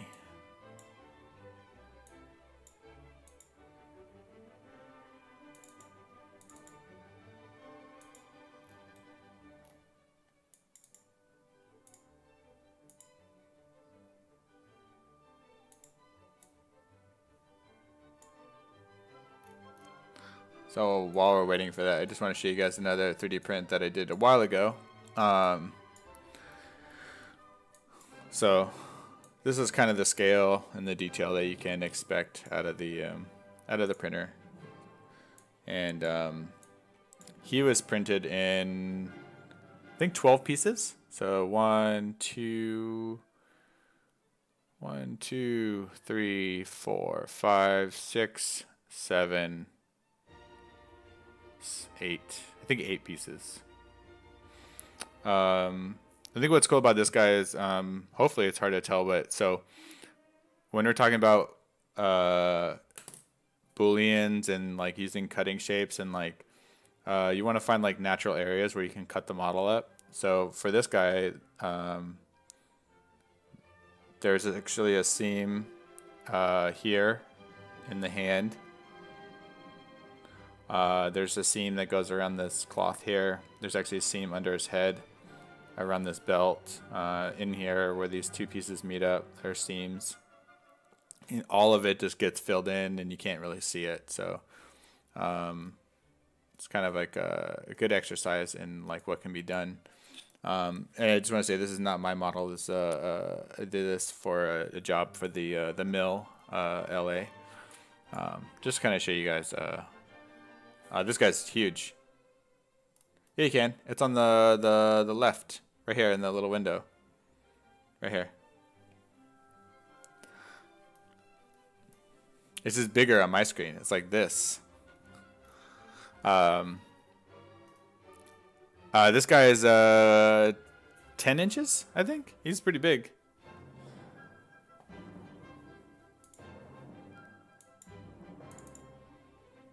Oops. Anyway, so there's a lot to consider when you guys break stuff up for print, you know. Night, man. Thanks for coming. All right, so, all right, we got our holes here. I'm just gonna kind of take a brush and gonna make this thing smaller.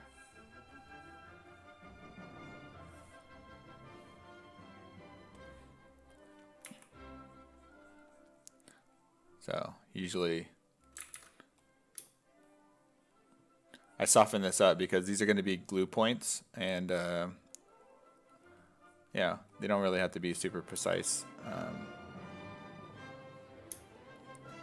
Use epoxy to kind of fill in these spots. So, oops.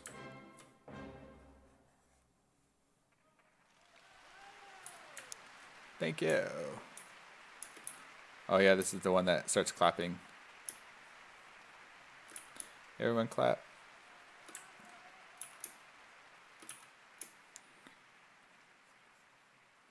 On my next Dynamesh, I'll try to find the photo of when I'm holding that print, because I think that really like sets the scale of how big that thing is. It weighs like 5 pounds of resin. Oh, someone asked, is it primed or is it the raw resin? No, everything that I do is primed. You don't ever want to have raw SLA resin kind of just like exposed. It gets progressively more brittle as it gets exposed to stray light, because it is a light sensitive material. So, all right, so we got the front pack done. Let's do the back one, and we're ready almost for preform. So that's that one. That's the inflated one. All right, so move this down.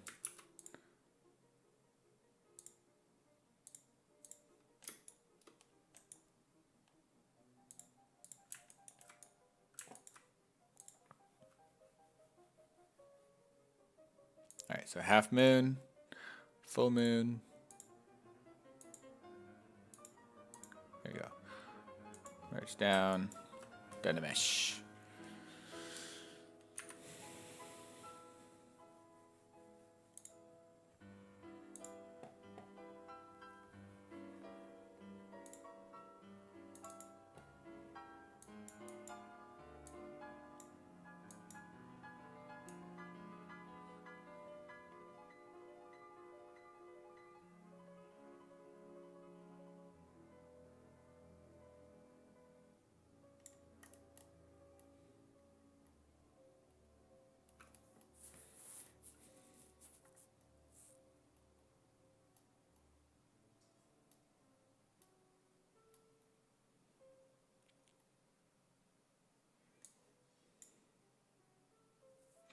Yeah, so this guy was printed huge. Like all the pieces used the entire build volume of my Form 2. Here you go. So let me open this thing up. So that's the print size with me holding it while I'm cleaning it up.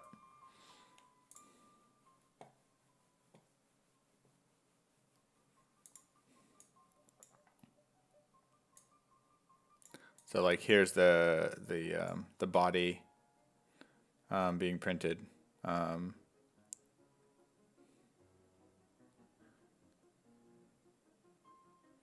And I think I ended up taking off this hand too, because this one here I had to get rid of because I fucked up on the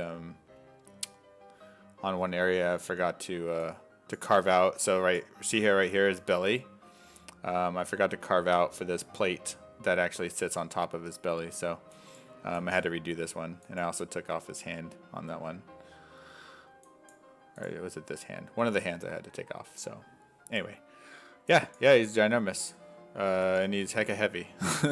He's pretty cool print. So,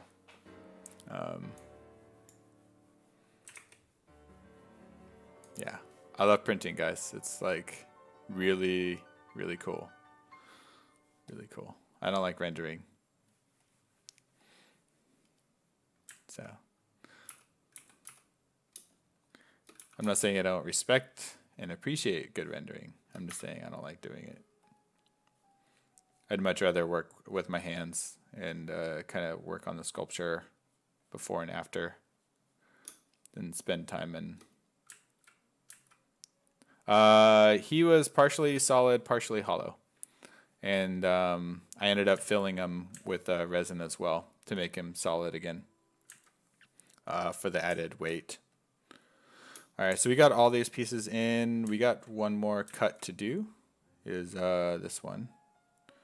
So let's go ahead and cut that out of there. How are we doing on time? All right, we got 15 minutes. Okay, we're good. All right, so let's take this base and duplicate the base, and we're gonna cut it out of this backpack. Yeah, but no, he was still like a lot of resin. I mean, hollow doesn't give you like a lot of freedom. I mean, it gives you like, I guess freedom's the wrong word. It doesn't give you a lot of savings. I mean, it does. It gives you a substantial amount when you're talking about stuff this large, but I mean, when you got a model like this, there's a lot of internal supports. Well, actually, so yeah, that's a good question. Like, how long did it take to clean up all the supports of the body? Not very long, actually. Working with resin is very, very nice. You can sand it, you can fill it, you can carve it with an X-Acto blade. It's a very soft material to work with in general. It's not like working with plastic prints. Here's another one.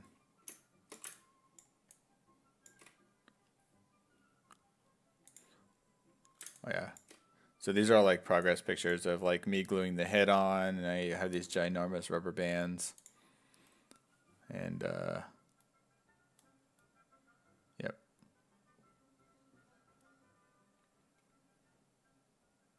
Oh yeah. And so you even had he had this like earring.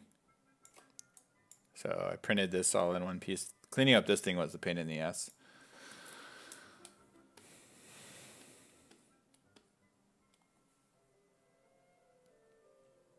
So yeah, it's a cool printer. Prints out big stuff.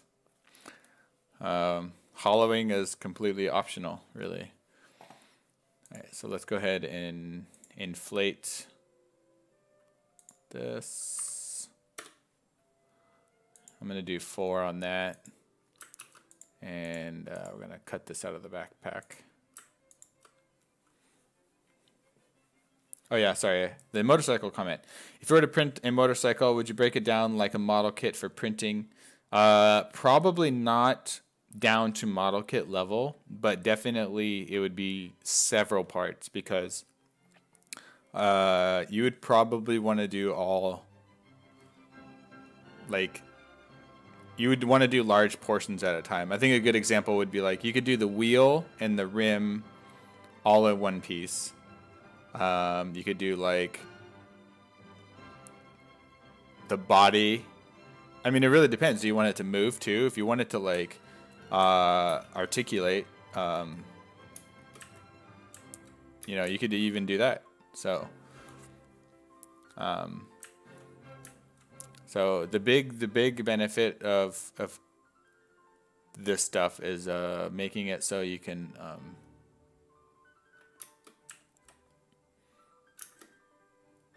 makes for easy cleanup.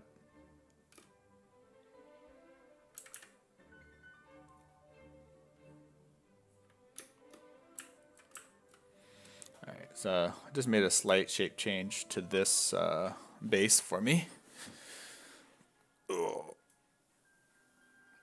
Pardon the stretches, guys. My shoulder kind of hurts after a while, sitting like this with terrible posture. I'm pretty sure if I drank more coffee, the pain would go away.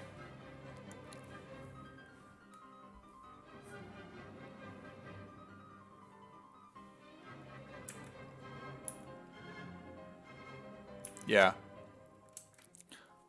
Yeah, I mean, like, see, I think model kits are a little bit too broken down. That's all I'm saying. is that you could combine like a lot of those pieces. So to me, that would be a little excessive, but that's essentially the idea. I also like to break things out by materials too. You know, if you have like a leather seat on top of something else, if it's a separate piece, it's much easier to paint it if it were to be sort of like incorporated into like the plastic. Then you have to mask it all out and all that stuff. So honestly, a lot of this stuff is just comes with like experimentation.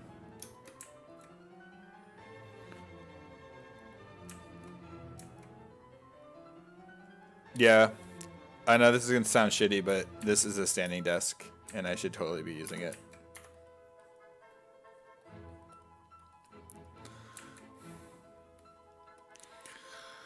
Yeah, and it does help actually. It makes like me have almost no shoulder pains. So because of the height, the height is wrong on most desks, even with like a good chair. All right, so let's take this guy and duplicate him.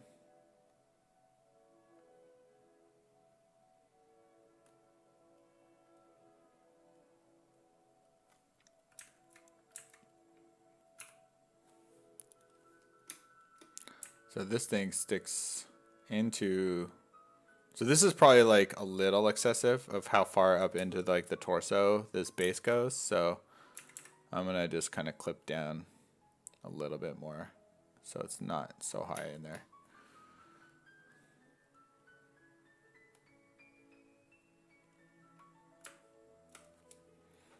Yeah.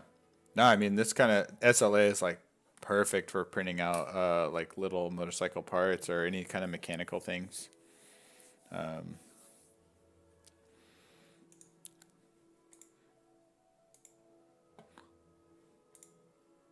Like it's one of its strongest things, I think. Duplicate. Save that. Okay, so we're gonna inflate.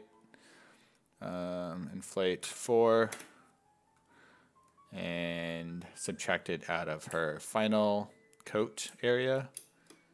So minus, so positive and negative on bottom. Merge down. Dynamesh. Well, that's why I like 3D printing so much. I love being able to hold sculptures in your hands, and but at the same time, I love digital sculpting. I really, really do. So it's kind of awesome to combine the two worlds and to kind of create a new medium, really, because digital sculpting isn't like traditional sculpting, and 3D printing isn't really it's not even a shortcut, really. It's just a tool to produce something that you made. So, and then when you go and work on the 3D print to finish the quality, the surface quality, and patch it all up to make it look good, there's a lot of work that goes into that too. So it doesn't just come out like perfect like this. I mean, you can get pretty far, but you can see on this earlier one, there's like a little rough areas, and I'm like cleaning it all up using epoxy putties and stuff to fill gaps and add extra detail and stuff. So oh yeah, this is the final one. You see it doesn't have both hands. They have keys for both hands. So because I didn't want any I didn't want supports on the bottom of his palms and inside of his fingers and stuff like that.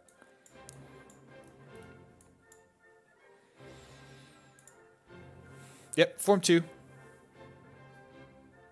Yeah, mill put. Yeah, that stuff is awesome. Mill put's good. There's another one to use too. I can't remember the name though. Mill put I can get on Amazon. The other one I was using, I only can get it at this one hobby store when I lived in Los Angeles. So, but yeah, same stuff. 1 hour, 57 minutes, 51 seconds. Yeah, we have. So smooth this line back a bit, and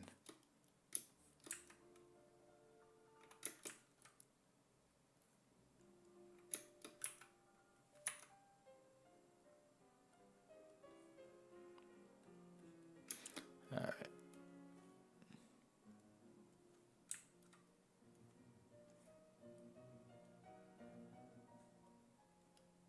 Sticks, delete those. All right. All right, guys, so I think we're pretty much, well, I'm not going to shut down yet, but I'm just going to show you guys the final pieces. So we got our head, we have our torso, we have our front pack, turn off symmetry, we have our base. Let me make sure, I have a couple bases in here, so I want to make sure I use the right one. That's the long one. That's the long one. All right. Delete. So we have our base.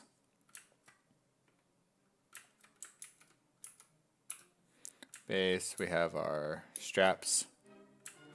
Have our two baton things that stick up, and we have our backpack. So that's our 3D print assembly. And so things that are going to get hollowed are just going to be her torso, I think, this area here. So that's the only thing that I think I'm going to hollow out. I guess I could hollow her head. The savings isn't too big when it comes to hollowing at this scale. It's like a little bit, but sometimes it's more annoying than anything else. So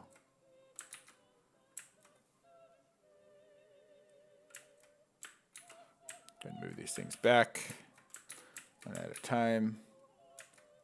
All right. So here's the fun part. Decimating everything. So we got to save all this stuff out. So I'm going to up this to 20. Version 23. Version 23 final, super final, final version, final. V1. All right. Alright, so we're just going to go and grab, I think we'll just decimate a couple parts right now. And I'm going to do most of this like off stream. So when working with preform only, really, I don't really know any other 3D printing software for SLA. Yeah, there is an art to it, I think. The art is actually more of the orientation of the part, less the support adding, if you will. And we'll go into that a little bit, actually. So let me go and just pre-process the head and a couple other pieces here. And let me get preform opened up.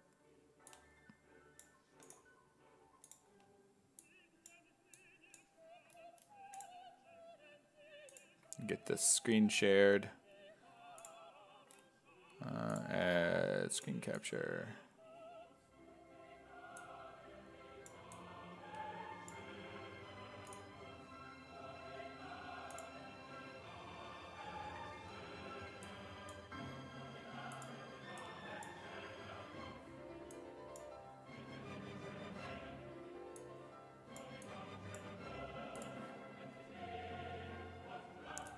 Stupid thing. All right.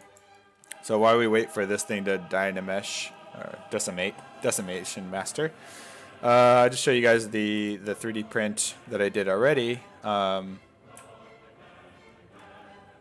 and just show you kind of like how I oriented her for the best result of doing a person like in this style. So you can see I broke out the hair, the little ponytails, to be their own. The thing that always really screws up 3D prints and just like causes you to have a nightmare for cleanup is like when these things are facing down. Because like when these are down like this, every one of those little points are gonna need a support contact. So you see that even with like automatic supports, it's missing this one, it's missing that one, it's missing that one. So all of those are not getting supports, and what happens is that you're going to get a failure when it tries to go and print this thing and floating in its space. So this is why we try to always have spiky things facing up. Yeah, so a couple good questions. Holly, do you make any hollow yet? No, I didn't make anything hollow yet. I'm decimating everything right now. All right, so when it comes to decimation, I have a general rule. Just decimate it down to like 100,000 polys. Or, that's not 100,000. That's a million. 100, it's 100,000 when you do this 100K. Or is it 1,000K? Sorry, 1,000 polygons is a million. And so that's basically my decimation target for pretty much all of my models. And that pretty much holds up all the detail. So that's the decimated version. And you can see that it looks pretty good. And yeah.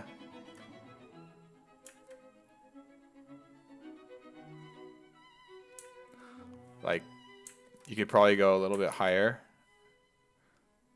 Maybe for her face, I'll go to 12.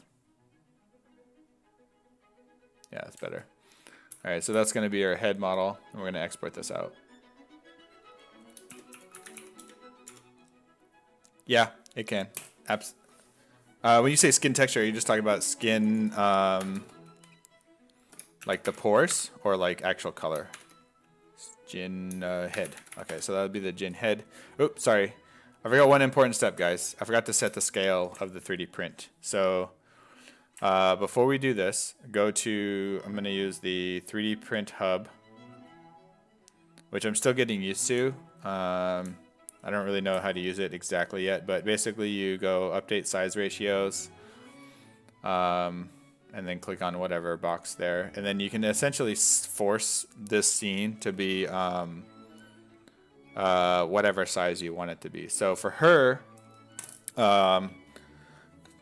you can see in my webcam, I have my ray sculpture here.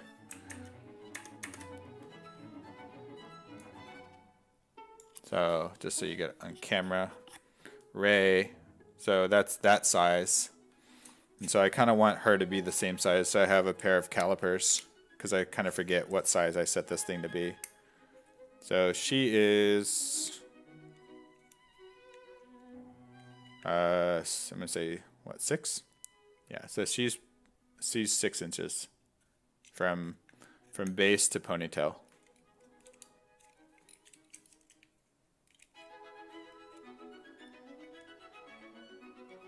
She's a little bit taller than 6 inches. So we're going to go for 6 inches. So you're basically setting a scene scale. So like no matter what actual scale these tools are, when we export these models out as STL, they'll be scaled in preform automatically as 6 inches. So the only thing you want to do is, I work in inches because American stuff, I guess. And so after you set the scale in what you're familiar working in, always change it back to metric. So always export with millimeters because all these software programs really like to work in millimeters. So anyways, I'm going to export STL and Jyn head. And so that's going to be Jyn head. Why are you bothering me? Use the subtool.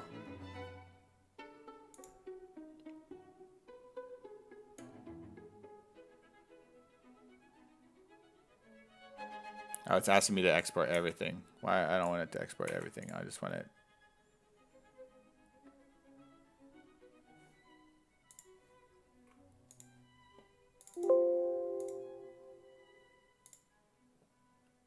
All right.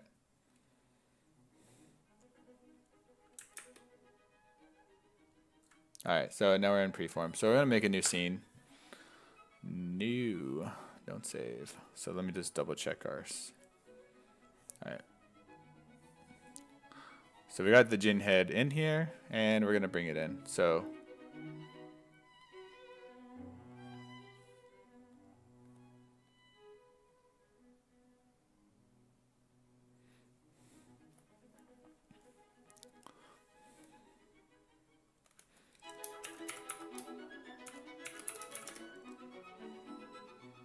I'm gonna do this one more time.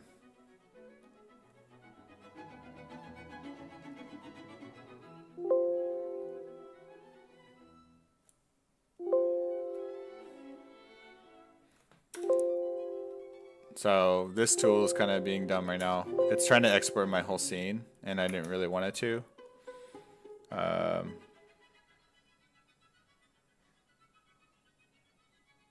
There you go. I didn't have my thing set. There you go. All right, so I'm exporting selected to STL. There you go. All right, back to preforms.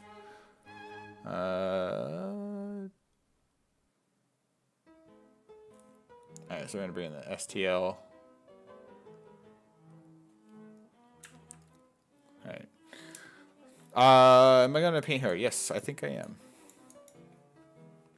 They're definitely gonna get primered, and I would like to start painting them. So usually there's gonna be some kind of like mesh error under model, and preform automatically checks for mesh errors. So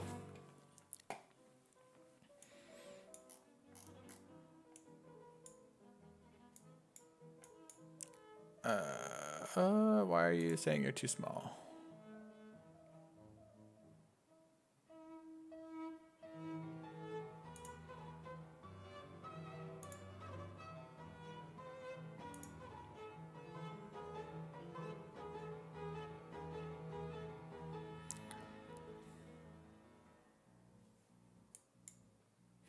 Oh, sometimes these things you gotta restart preform. I'm gonna delete these two.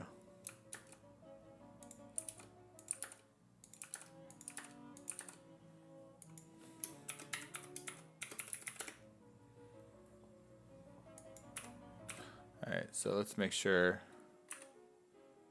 preform. Where you at? I don't have any painted sculptures of like people.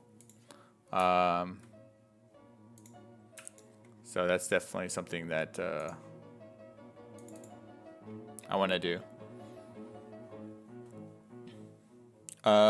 Define.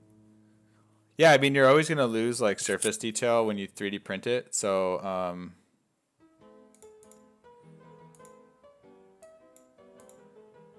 right.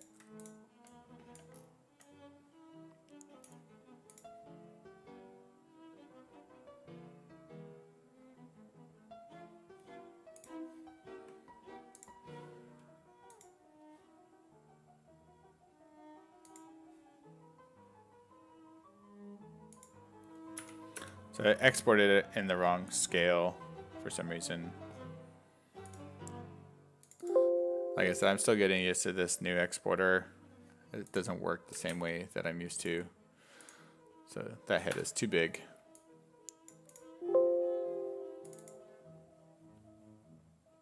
No, it's just a standard 30-inch monitor. Nothing. I think it's just the camera.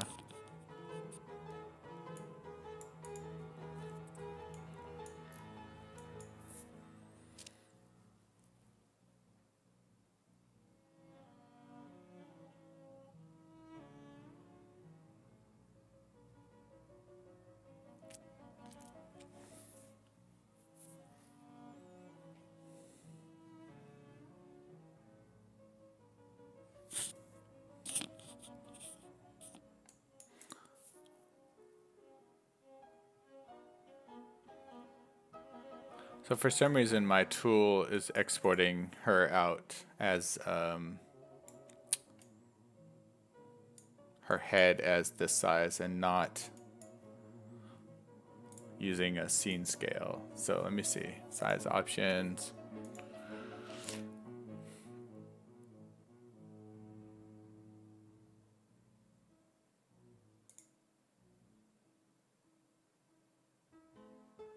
This thing is really pissing me off.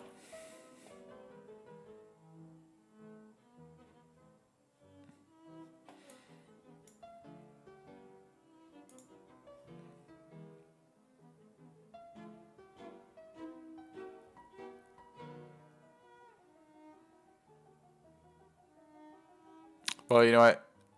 I mean, this is the new 3D print hub, which I really haven't spent much time using yet. So anyway, we're just gonna kind of go over like orientation here. So let me get a couple more pieces in here, and we'll get going. We'll worry about scale later, because that's for another day. So the old tool used to be able to work for the whole scene. You would just say, hey, this whole model is 6 inches tall. And then when you select the subtool, you could export everything individually, and then you would basically get a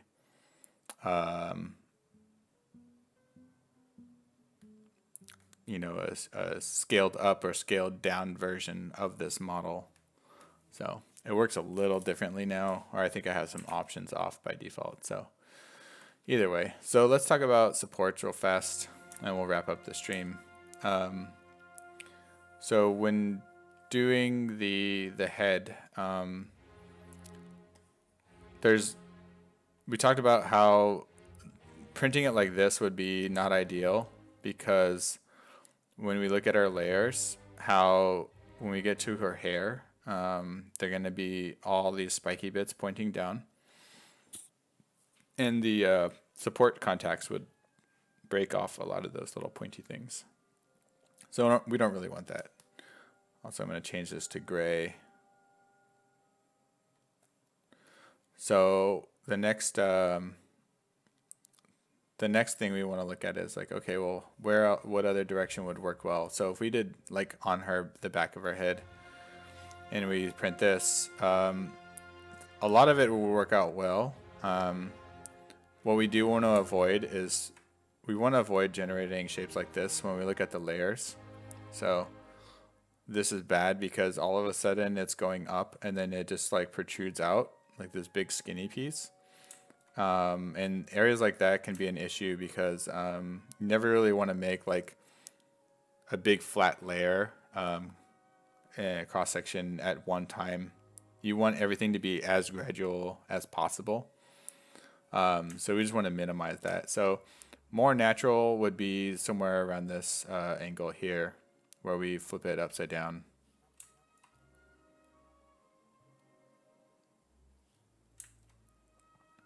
And so let's take a look at what we get here. So let's go to the beginning. So these layers look pretty good. Everything's pretty gradual. Nothing jumps out too fast, too far. So we're generating the ponytail. These areas here, when you generate what I call like little islands, can sometimes be troublesome. If there's going to be a failure point in this model, it's usually when this island here meets up with this island. So as these layers kind of come together, if these don't get like a good adhesion at this point here, what can happen is if there's like a little hole, that hole gets bigger, and eventually like this whole section would fall off. So that would be the one area to be sort of concerned about, if you will. And it's just because of the way that these generate and kind of come together. But everything else is looking pretty positive here. And again, like these guys all go up and they're all nice and spiky, and that makes for a good day. So so you can try things like rotate it back a little bit if you want to see if we can avoid getting those islands, and it doesn't really go away. You can go back a lot, and then you sort of get two major islands coming together, which can be better, can be worse. But now we start running into the issue where these ponytails are starting to go out to the side here. So we're probably going to stick to something more along the lines of just straight up and down, more or less. No, man, we just exported stuff out of ZBrush, and we're looking at it in preform for 3D print. So you know, basically at this stage we would just generate automatic supports. So I'm gonna scale her head. So what is that? 20. So I gotta basically do this like hack math right now. What is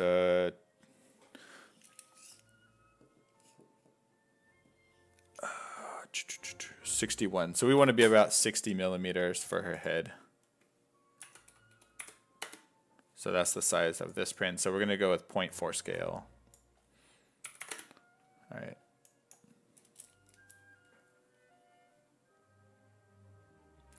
No, it's definitely fine for gravity and all that stuff. It's just that when they're like this, if you're too sideways, what happens is that they grow out sideways too much, and then you're gonna need a lot of here. I'll do 2 of them. Let me duplicate this one, and then we're gonna duplicate this one, and we'll look at it.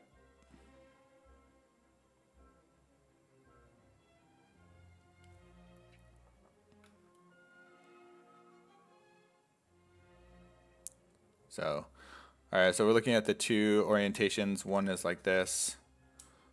Screw it. Let's do one more. We'll do a third one, just for example.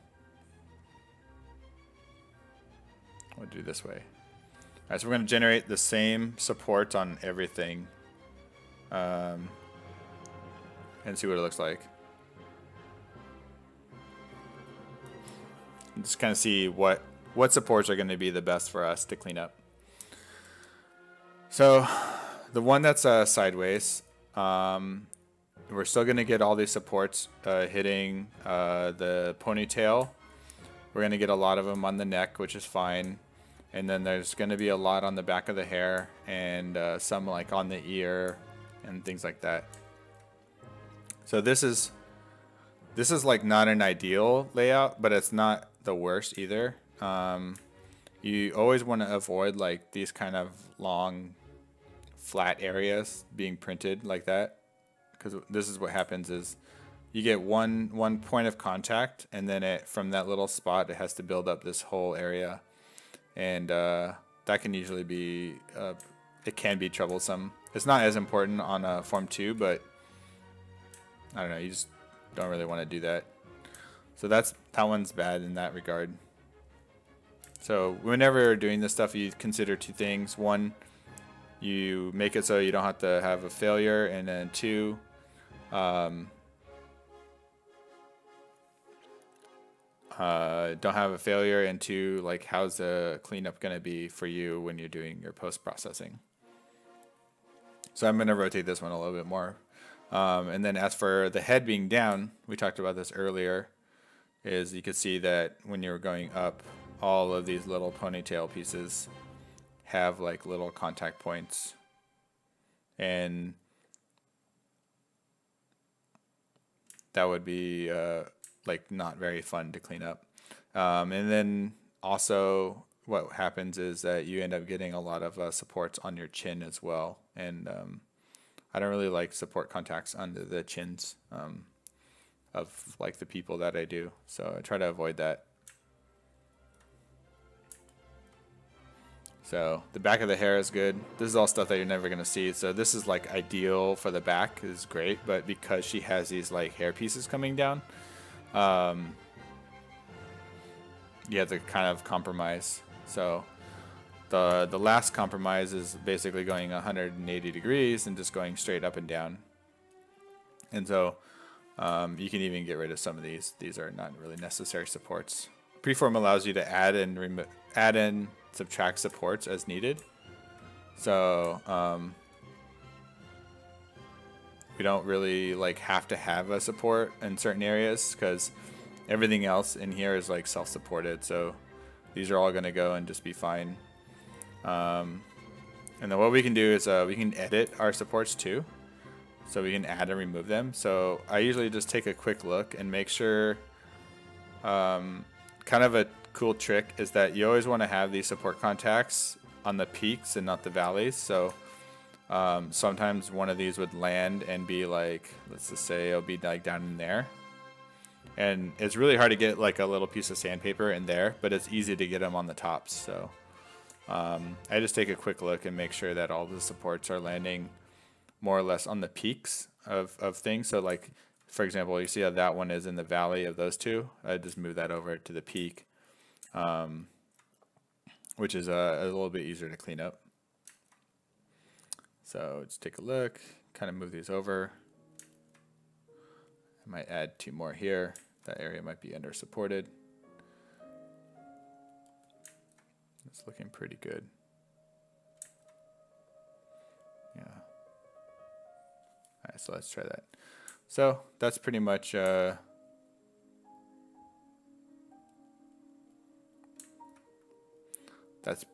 how I dissect and prepare anything that I 3D print. So that's the head.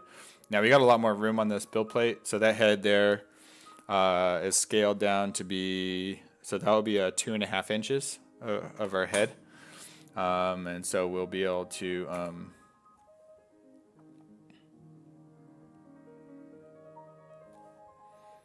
bring in like the torso.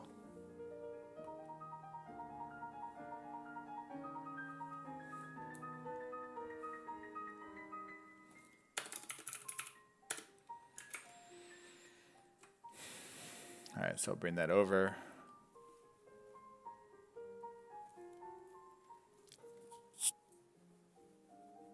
Yeah, so definitely check out, like, subscribe to Poly Sculpture, because that's me, and that's why we're here, right? Yes. And then definitely, like, all things ZBrush related. There's a lot of awesome artists that are on the stream almost every day now. So if you guys just want to, like, absorb like tons of different workflows,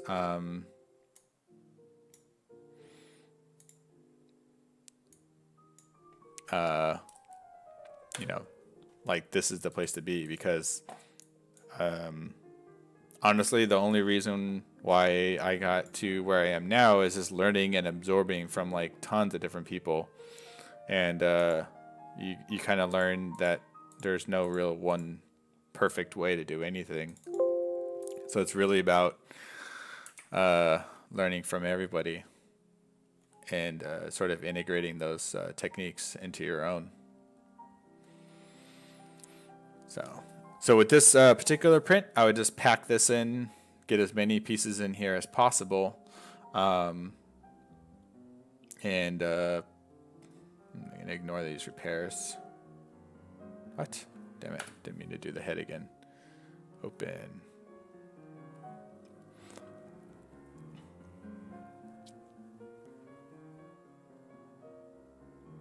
You ask every Pixel streamer, how long do you learn ZBrush 3D art? What? Why? Oh, I had the head selected. That was retarded.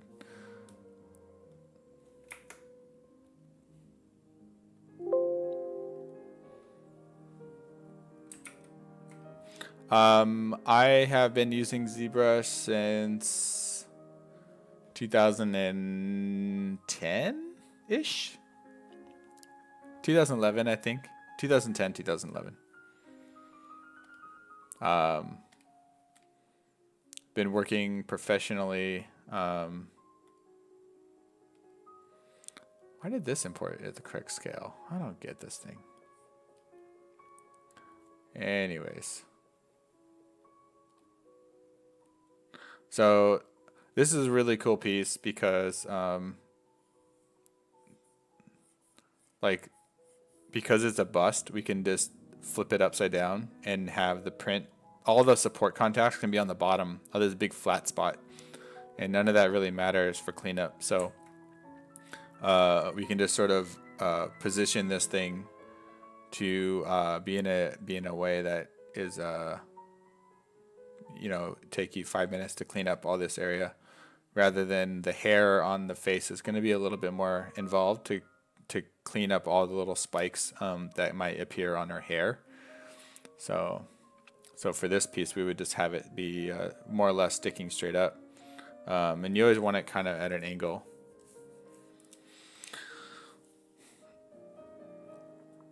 Oh man, dude, don't worry about the technical stuff. I don't know any of the technical stuff in ZBrush. I use like 4 brushes. Really, all you need is 4 brushes and a sphere, and you can make good stuff if you know how to make good-looking shapes. That's really, really it. So just getting over the tools is just keep it simple. You know, yeah, absolutely. Yeah, there's a trial for ZBrush for like a month and a half. You know, watch like all their basic tutorials on the Z Classroom, and then go to town, man. That goes for anybody. Like, yeah. So so here's all the supports that would be generated for the bottom of this cloth. You see how they're all on the bottom? That means like cleanup is essentially just swiping a sandpaper, like a foam sandpaper block on the bottom here. It doesn't mess with any of the cloth sculpture on the top, which is exactly what I want. Like if you remember the test print I did, I had supports from like the shoulder to the head, and like if I had all that armor on, it'd be like from the armor to the shoulder, and there'd be all kinds of stuff. So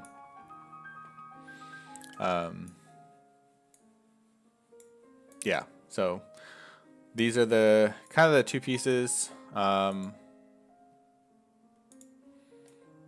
and like the base too. The base is a good one. I'll do one more.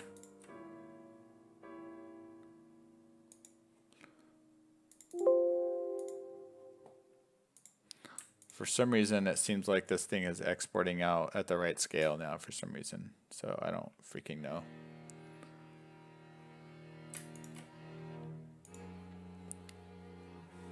Yeah.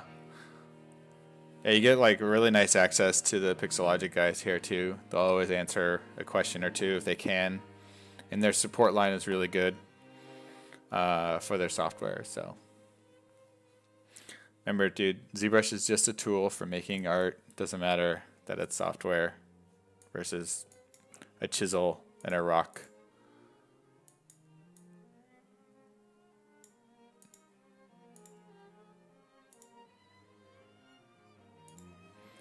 All right, let me get the base.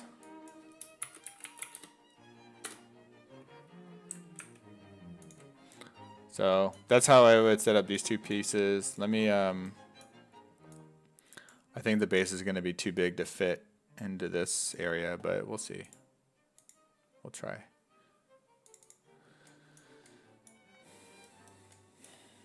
Yeah, they have that Ask ZBrush thing. Hashtag ask ZBrush.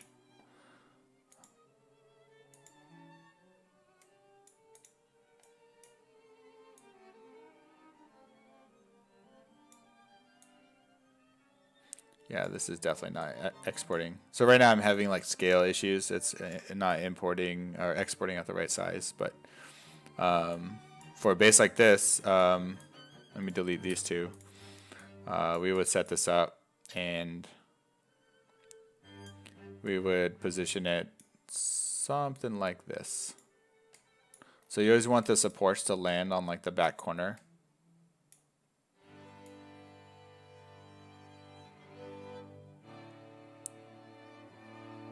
That's actually a good question before we go out. Okay, so the base of the torso is flat, right? Why do you need supports? Because of the way the SLA works, like for example, this would be a good example of like printing flat and not using supports like this. The problem is the first like 5 to 10 layers of the SLA are like over cured and they stick to the build plate a lot. And they usually are not really a good, accurate representation of like your shape. So it's actually always better, like 99.9% of the time, to always just have it at an angle. Plus, if I were to do that, where's my rotate tool? Select base. For this one, it would work out okay, but if this were to overhang more, then you would have more issues. So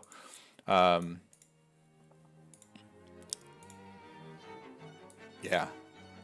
So I always because it's really easy to remove the supports.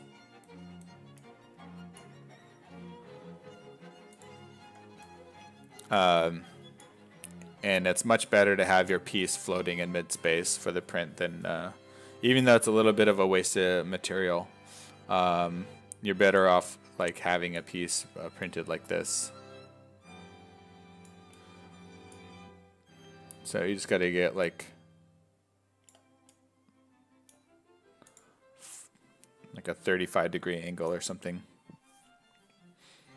This is a preform, so this is the program that ZBrush will interface with to send your pieces to the 3D printer. So yes, I will show you the cleaning process. So that's why I want to get all this stuff ready for print probably today. I'm gonna spend a little bit more time off stream tonight and maybe tomorrow morning. And then get everything printed so that way next time I stream, which is probably going to be on my personal stream. So not to bribe you guys, I love you all, but the next time I probably touch on this particular model of assembling it will be very more like hands-on stuff and not so much ZBrush. So I'll probably be doing that on the stream below at Polysculpture. So if you guys do want to see sort of like the finished product of this one, like actually happening, it'll probably be on my personal stream, and then I'll show you photos and stuff next Friday for sure. But it won't be so much in-depth assembly and stuff. Yeah, so pretty much, you know, you'll orient the model like this and generate some support. So that's all there is to it, guys. Again, so there's our finished Jyn Erso for 3D printing model. So, and I know there's some inaccuracies here and there, whatever. That's just where you improve for next time. So yeah, so thank you guys so much for joining me. That's all I got to share today, and definitely subscribe. Stay tuned for other folks' streams coming up soon. Let's see, we got, I guess the next one is Sunday, so Matt Thorpe is not streaming for a while, so we got Thomas doing also 3D printing stuff on Sunday. So thank you guys for joining me, and if you guys want to make fun of our president, we'll do that on my stream. So we'll hold that for later, and we'll yeah, he'll be back in August. So yeah, guys, thanks, and appreciate the conversation that we had today. So all right, guys, I'll have a good one.